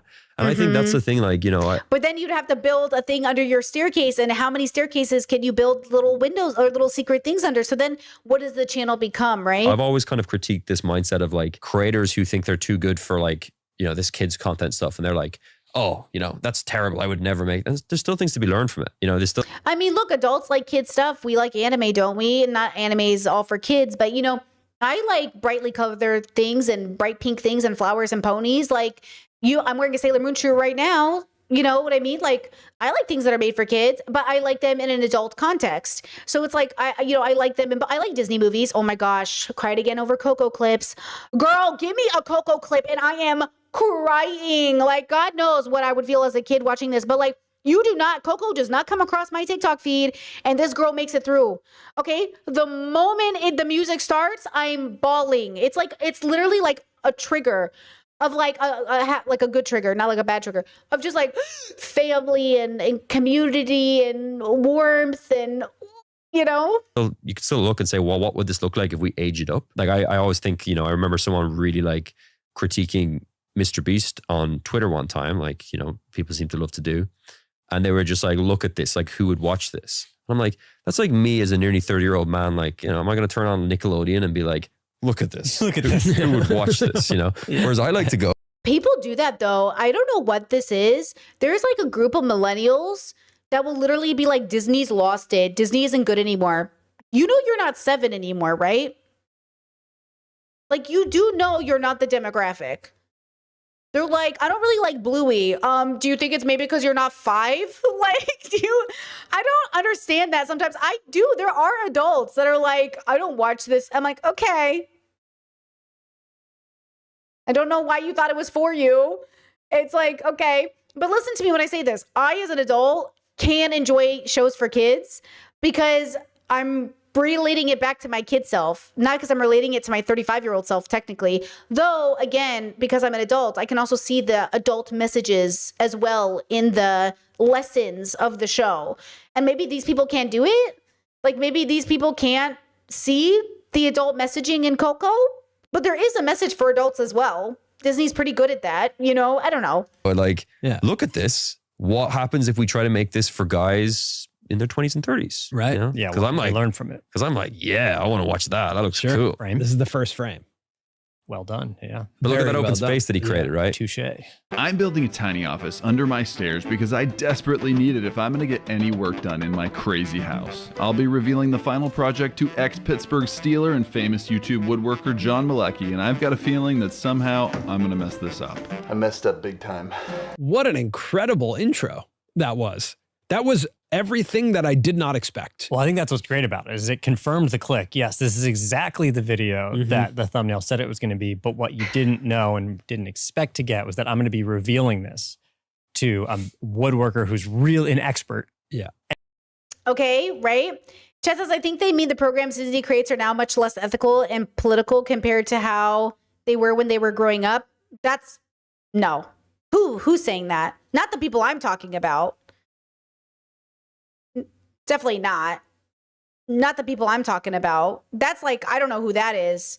You know what I mean? But, you know, the people I'm talking about are like, I wish I could go back to the 90s when animation was good, or I could go back to, it's still good. I don't know why you're having a hard time enjoying it. Like, that's the other part. Your nostalgia with content is specific on what your brain is interested in. Example, Good Mythical Morning is really good at a consistent brand. And they've been doing thousands and thousands and thousands of episodes, right? People are like, aren't you going to get a new format? Why are you still doing this format? This format doesn't make sense. This format is a good format. Now, the thing with Good Mythical Morning that I think is important is, yes, they've gone down in views, but they're consistent, is they have 3 specific formats. This format, which is my favorite. Comfort food's better, spicy. Let's talk about that. Okay. This is the first day of Beat the Heat Week. Right? Better. It's a show. Vegetal. I love it when it says vegetal. And they just eat food, right? This is my favorite version of their content. I thought that was a mistake. No, vegetable and vegetal. Now, the thing about Good Mythical Morning that makes them so good is they're also nostalgic. You know, for those of us who have been watching Rhett and Link for 10 plus years, there's a nostalgia to watching them get old, to watching Link's hair change color, to watching them have kids. Like, there's a nostalgia that brings us back. The second part of their brand that they have is my second least favorite, or second favorite, depending on how you want to view this spectrum I'm about to show you, which is we eat things blindfolded. I don't prefer blindfolded shows. I like it less. Popsicle brand creamsicle. So let's see if you can figure out which is the name brand by taste alone. And you have the chance to win $400 per round for your charity. Agreed. And the overall winner gets an additional $3,000 for their charity. $3,000. All right. That's How your water. confident are you in I'm not this? even finding. I'm not confident at all. That's why I ask. Brittany, thank you for reminding us that Popsicle is a brand and not just the thing. You're welcome. Well, I'll be honest with you. If I were to taste that, and I just did, I would think I'm just tasting the nostalgic. Well, I thought it was going sickle. I thought it was going to be chocolate. Okay, right. This is I will watch this video though. Okay. This one that Rhett and Link do. This is guess the calorie count, taste test. So they will play games while they eat food. Of course, the mystery in the back right-hand corner, which is always a benefit to the guy who's rolling. To the roller. To the roller. Okay, here we go. Let's get some points on the board, Rhetster. Start skiing. Oh, it's a high, long one. Oh, I almost. Okay, I will always skip these ones. If they are doing some sort of standing game, throwing game, even the dart ones, I rarely watch the dart ones. If there's like any kind of game shit, I am skipping. Okay? But I love the other 2 formats. And this is the part of being a creative and running a business and thinking about your customer that can get really difficult because you don't know exactly why everybody's coming back. And this is where FD gave the advice of starting a second channel basically for every niche you have because they're different audiences. That's why I'm saying, like, guys, like, my second channel, even though I only post twice a month, it's bringing in substantial money. It's bringing in an income. It's not a lot, but it's something. It's definitely worth keeping. And I get the creative juices, the creative opportunity flowing here to make pieces that I really, really love. Like when you're gay but not queer video, I cannot tell you how much I'm proud of that video. My Tyler Catastrophe video, I'm so proud of that video. Like, there are certain videos I've made that I could never have made being a streamer. Like, I have made pieces of work that even some of them, the BPD videos I've made on that channel, like, I have made so many good videos that, like, I could never have made if I was only streaming. That's why I still do it. And I'm just glad that it also makes money. And yes, the Olay's many channels. Olay's a great example of this. People are always telling Olay, have it all in one channel. She goes like, don't tell me how to do my job. Don't tell me how to do my job. We know more what you want than you know. Because you think you want it all on one channel, but you don't. You don't. You think you do, but most people don't. People like shit separated. They like to follow this channel, but not this channel. They don't like it. You say you do, but you don't. Now, going back to this video I showed you earlier, the I only ate protein junk food for 100 hours. This is one of my favorite, are you ready for this? Video themes to fall asleep to. So I fall asleep to videos most of the time, and they're always eating videos, cooking videos, challenge videos. I ate only at the dollar store for a week. I ate only 500 calories a day. I ate vegan for this week. Those are the videos I fall asleep to. And I don't know why.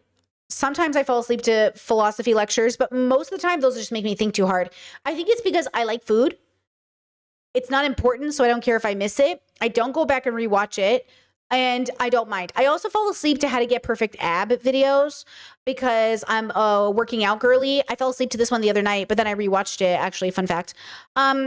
So this is kind of interesting. When you first started working out, the only thing you wanted to achieve was some visible abs. So much so that you would spend hours finding the best YouTube video. Because at the end of the day, all of these videos, guys, are the same information over and over again.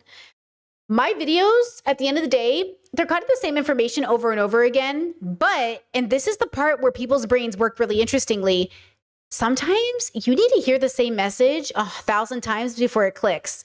That's why financial shows like Dave Ramsey or me do really well, because you're thinking, how many times can I watch a finance show of somebody calling in who's in debt? 1,000.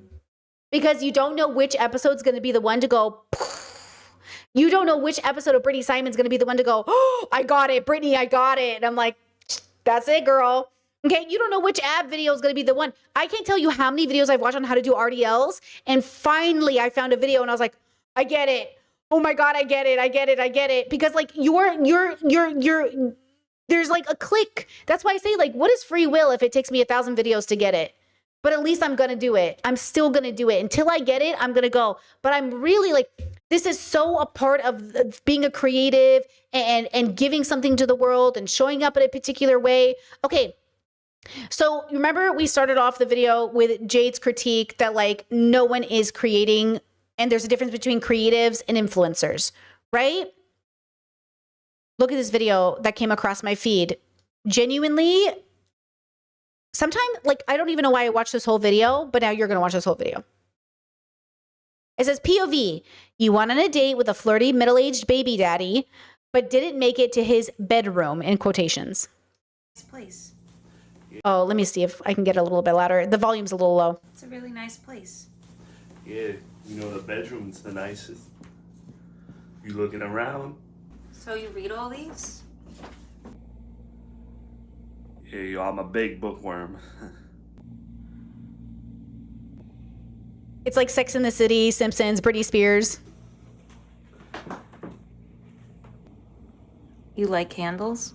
Yeah, yo, my boys actually make fun of me for that. They call me the candle homie. I'm going to the bathroom. What is going on? Yo, what'd you say? Do you live with a woman? Nah, yo, I was afraid to tell you. I live with my mother. This is an Airbnb. I just wanted a place that we could get together. You didn't have to lie to me. Who's that? What are you talking about? What just happened? I think that was the enchantress from Beauty and the Beast. She must own this Airbnb. She turned you into a dump truck. This is an excavator. Oh, I don't know why she turned you in. How do you know that? What, your ex worked for construction or something? Can you just figure this out? It's a really nice...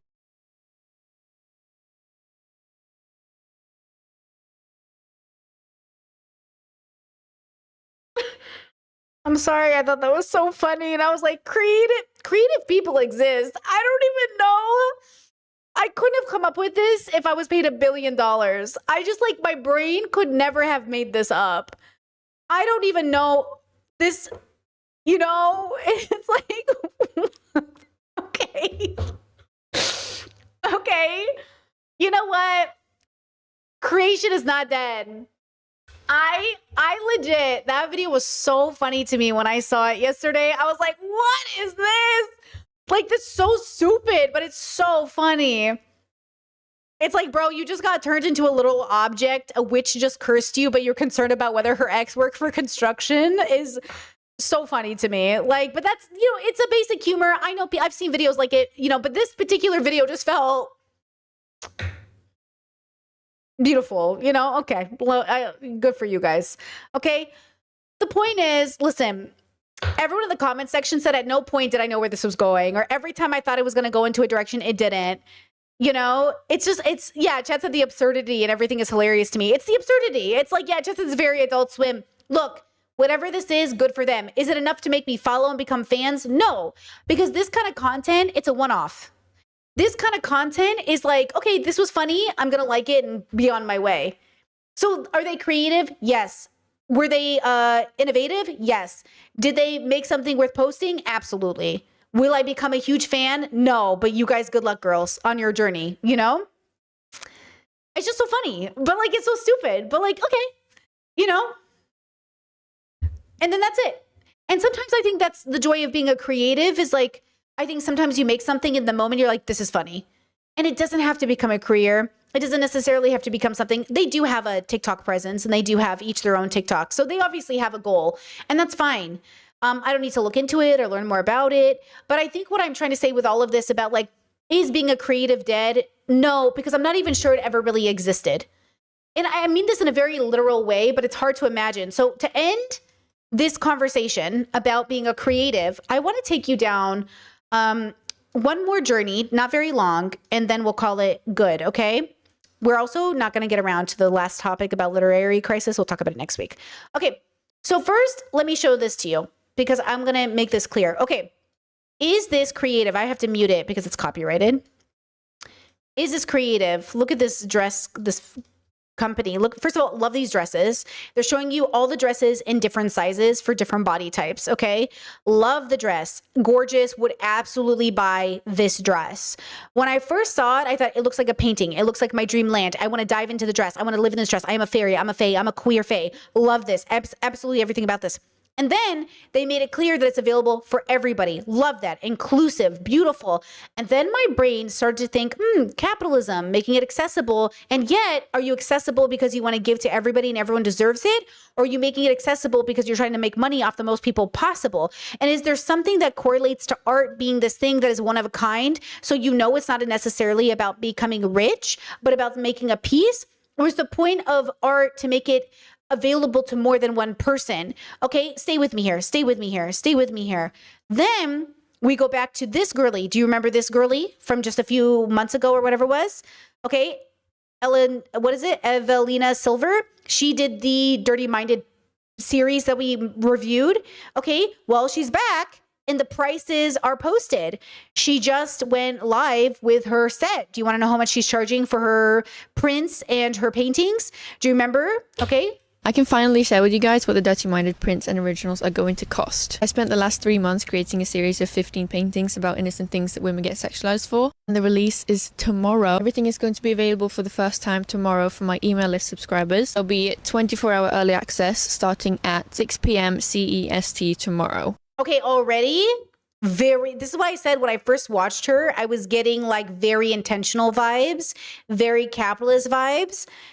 She was like, I'm making this for my heart, but like, I wouldn't even know how to do a release. I wouldn't even know how to be like the first 24 hours. I wouldn't even know how to do any of this. So in my head, I'm like, oh, you in the business world, like you're in the bubble. Because like, even as a YouTuber, I don't know how to sell you guys things. And so the fact that she knows how to sell it, she knows the email list, she knows the vibe. I was like, I knew she had some sort of hand in it. And exactly 24 hours later, the whole collection opens to everyone. So many of you have been asking, what are the originals going to cost? What are the prints going to cost? Prints are going to range from 69 USD to 169 USD. Original paintings are going to range from 3,500 USD to 7,500 USD. International shipping will be included in all the prices, including prints and originals. And for the originals, insurance will also be included. So the price you see on the product page is the painting, including shipping and insurance. Obviously, only one of each original, so if there's a specific one that you've been eyeing, I definitely recommend you try to get it during the early access. And everyone on my email list will also get an exclusive launch discount that's going to last for those 24 hours that the early access is. After that, there'll probably never be a discount again on these prints. I don't know, at least not for a very, very long time. Let me know if you have any other questions and other. Do you see what I mean? But like a print and then the actual painting, sure. But this is the thing. Is she charging this much because there was a hype and people will pay it? Or is she charging this much because that's how much she thinks it's worth? Is she charging this much because she can? As an artist, how do you ethically price your time? This is something I always wonder too. But yeah, she's charging a lot of money. Like, you know what I'm saying? Like, That's a lot. And I get it. I do get it because it's like you have to pay for the product. And if she's doing the shipping alone is going to cost a lot of money. So, I think there's something to it. When we have these conversations, look, I can't decide what an artist should charge. That's not my business. I don't judge what artists charge. I question it, but I don't charge. You know what I mean? And so it just depends. But if it's covering the shipping as well, I'll just tell you this painting right here, when I tried to ship it to Croatia, they wanted like $1,500 to $1,800 rolled up in a thing. And I said, I'm not going to pay that. So I put it in my luggage instead. And I took it off its canvas and I put it in a thing and I put it in my luggage. But if she's shipping paintings, they're not big, but if she's shipping them and she's shipping anywhere in the world and she's covering shipping, sure. Then I can understand the price being high because that's to guarantee the covering of the shipping. Otherwise, she's going to lose money. But it does make me wonder, was this a creative endeavor that came from her depths of her soul? Or before she even started this series, did she always know she was going to market it this way? Because if you already knew you were going to market this way, then did it really come from an authentic place? Because remember the whole story? The whole story was very like, it came from a place like, this is why I say like artists are so funny. Like the work we do is so funny. Like the way we show up in the world is so funny. When does it become authentic and when does it become a package like any other business would package it if you start thinking about selling it before you've made it?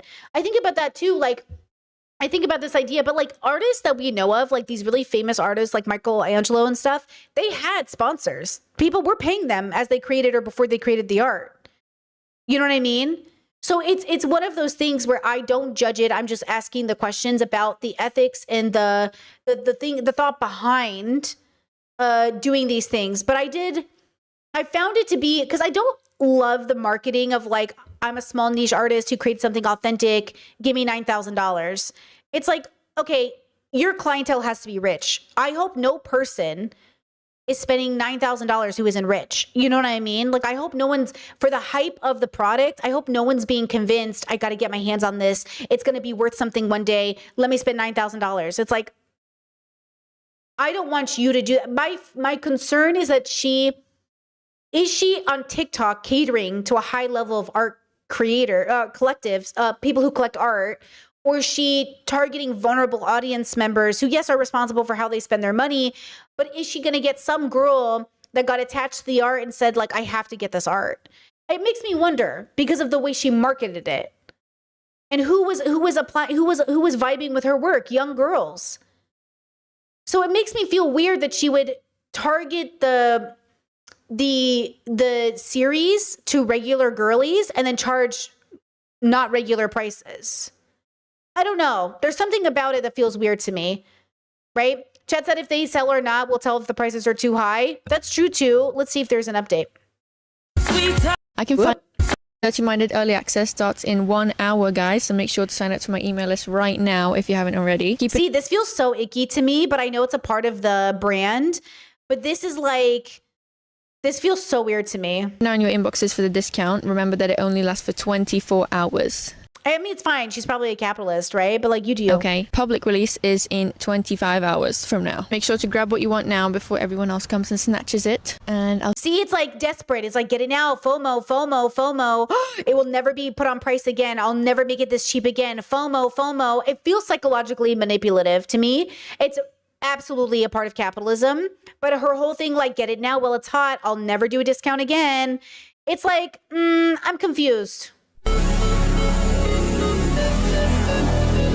Like, who's paying $9,000 for this? Like, if you are, none of my business, because I get it. But also, like, $9K, bro? For the originals?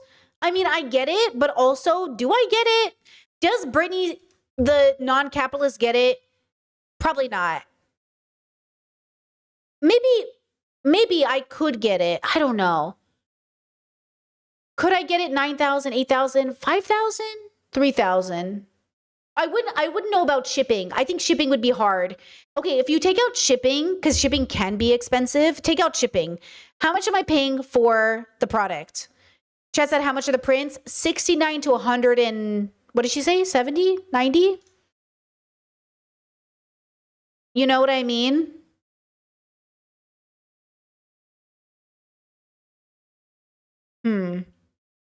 I don't want to, again, I'm never judging an artist for what they charge. It's your body, your work, your art. It's none of my business. Okay, I just want to make that abundantly clear. It is not my business what she charges. I'm asking from I ask this because I ask myself, you know, like when I used to do calls, I had to ask myself, like, what was the ethical price to charge people to talk to me so I could raise money to do my work? I think that's a part of the problem. Like, I had to really sit with myself. Like, I knew not to charge $500 an hour, even though women were telling me charge $500 an hour. I was like, that's crazy. I'm not charging nobody $500 an hour. Because even the tech people who follow me can't afford that. And why would I do that to people? But like that doesn't make sense to me. Like, I'm not doing that. Okay.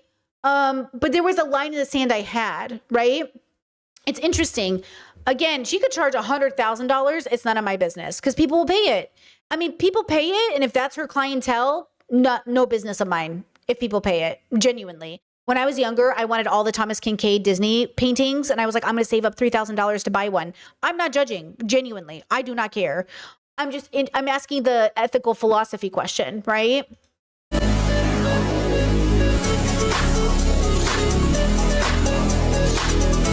I mean, they're great. Like, when I originally viewed the art, I like the art. I think it's interesting.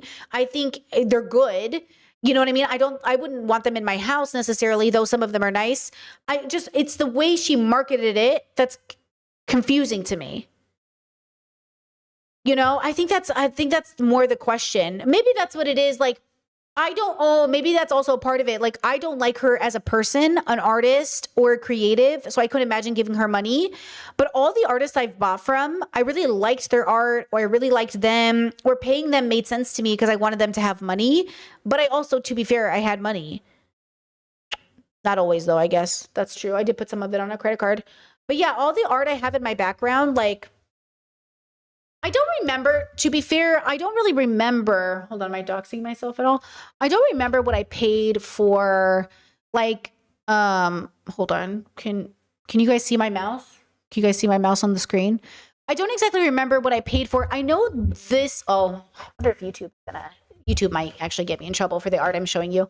I know for some of the stuff that I showed, I have paid, the prints were probably like $30 or something, but the bigger prints were not. Like, the bigger prints were probably like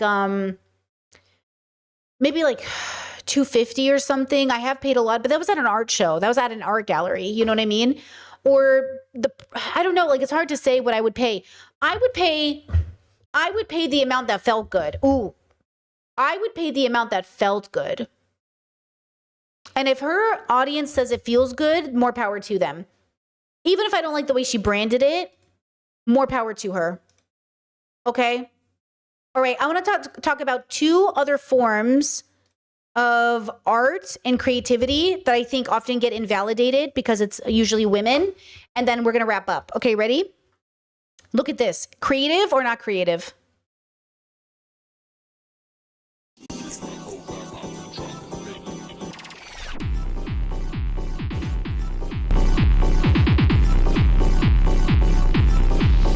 I think that's crazy creative. I think that's fucking dope. I think everything about this is fucking cool as shit.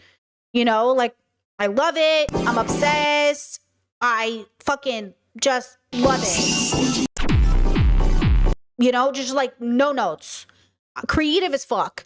Looks like an octopus. It looks like the ocean. It looks like a fake sea creature. I don't even know what's happening right now.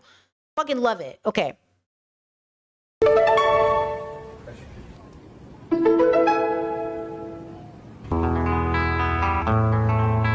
Love it. Never would have thought to do it. Fucking half brown, half pink. I've seen it before, but honestly, she really sold me on it. She sold me on it. Her corset thingy, her cross, her collar, like her choker, whatever, her background. Love it. Creative. Right? I mean, creative, right? But I just know people are out here not thinking about the creative part of going into dyeing your hair. Right? I just know that's not crossing people's minds exactly. Okay, look at this. Head to my shoulder, his body shaking. I stroked a hand through his silken hair. I love you, I said. Sorry, I'm getting quite swept up in the monster smut. And so are millions, it seems. But why Are we falling in love with romantasy, you may ask? I've got to finish this chapter, it's absolutely a page turner. Look at the queue for the UK's first romantasy-only bookshop in Oxford. So we're on a literary pilgrimage to see Bad Girl Books for ourselves, where we meet its founder, Starlin Moreau. And before you get any ideas, Starlin says there's far more to romantasy than fairy smut. I feel like a lot of people think it's just, explicit content all the time, but there's so much more depth to these books, which I think a lot of us, when we try it, don't realize. They explore mental health issues, leaving abusive relationships, all these sort of undertones that are much deeper than just a surface level smutty book. That cult-like following has given the publishing industry a burst of adrenaline, with sci-fi and fantasy sales in the UK growing by more than 40% in 1 year alone. In 2023, the market was worth £59 million. By 2024, that had jumped to £84 million, while the romantasy boom has driven UK fiction sales as a whole to over £1 billion for the first time ever. We ventured into the magical world of best-selling romantasy author Ova Jarin. Ova swapped her career in IT to write to the soothing sound of her ducks in her garden library. Fantasy could... Truly, I might still do this with my life. I could write some great erotica, bro. I might at some point in my life, not under Brittany Simon, a mystery. I'll be a mystery author. I could write some smut, okay? And I make it good too. Like a lot of plot and good characters and good sex and interesting. And I think about it all the time. I feel like I could write some good fucking shit. Have been quite a sort of male-heavy space. This isn't really. No. I think this is because women want to read male characters written by women, whether they have halos, horn, tails, or wings. They want them to be written by women.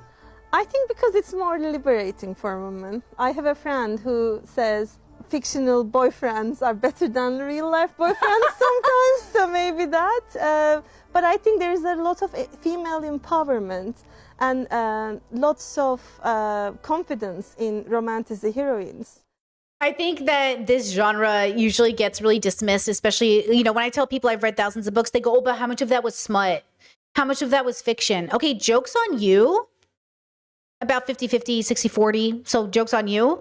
Okay, and I do read less of it as I get older, but only because of the era of life I'm in. I'm going to go back to it. I just know it. But listen to me when I say this, okay? There is so much wisdom here. She's right. A lot of the stories I used to read that were smutty books had incredibly hard conversations about abuse and rape and assault and mental health. They are filled with dilemmas, social dilemmas. And, they taught me a lot about life and who I kind of wanted to be and who I didn't want to be. And I think there's so much to be, enjoyed, just like anime. There's so many variations of anime. Trust me, there are bad anime out there, really boring, badly animated anime. And then there are really exceptional ones. And same thing with this genre. But I think there's a creativity that has to be in this genre that even allows you to enjoy it. And I think non-creative people, they look down on it because they can't let go of the rigidity of embarrassment. They feel embarrassed. Okay, so here's another example.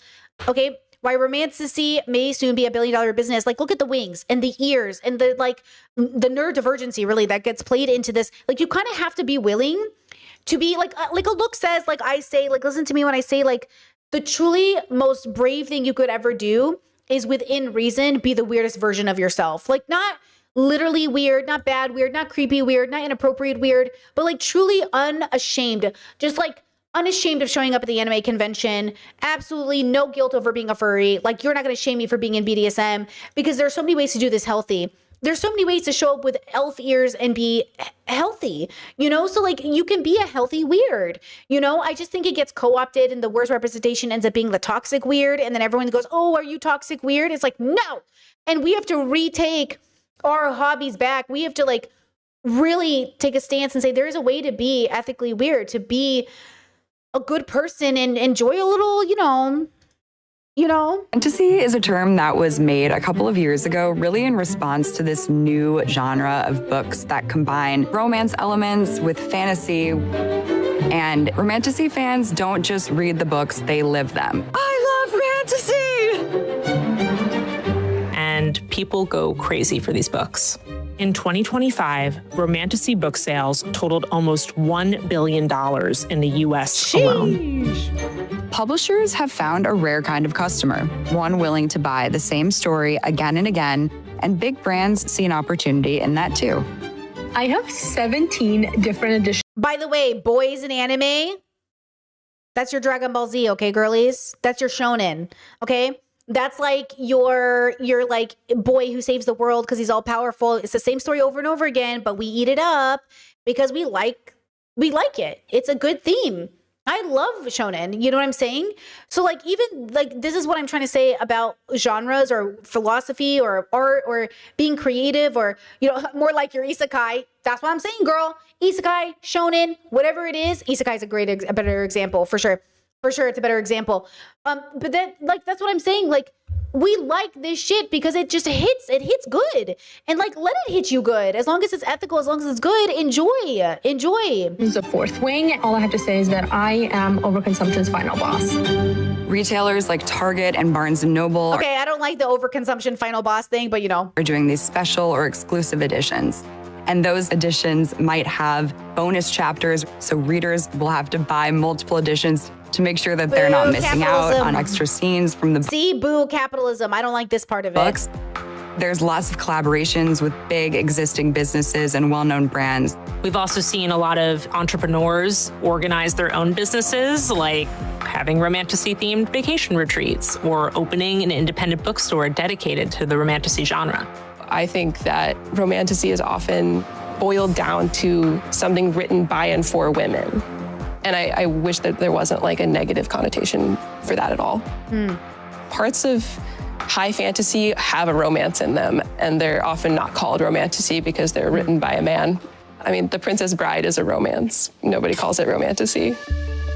One of the questions that's looming over this industry is whether it will be able to sustain the momentum and the growth that we've seen over the last couple of years. This industry has been really reliant on heavy hitters like Sarah J. Maas and Rebecca Yarros, and it's still sort of unclear who the next successor is. Those books can't go on forever.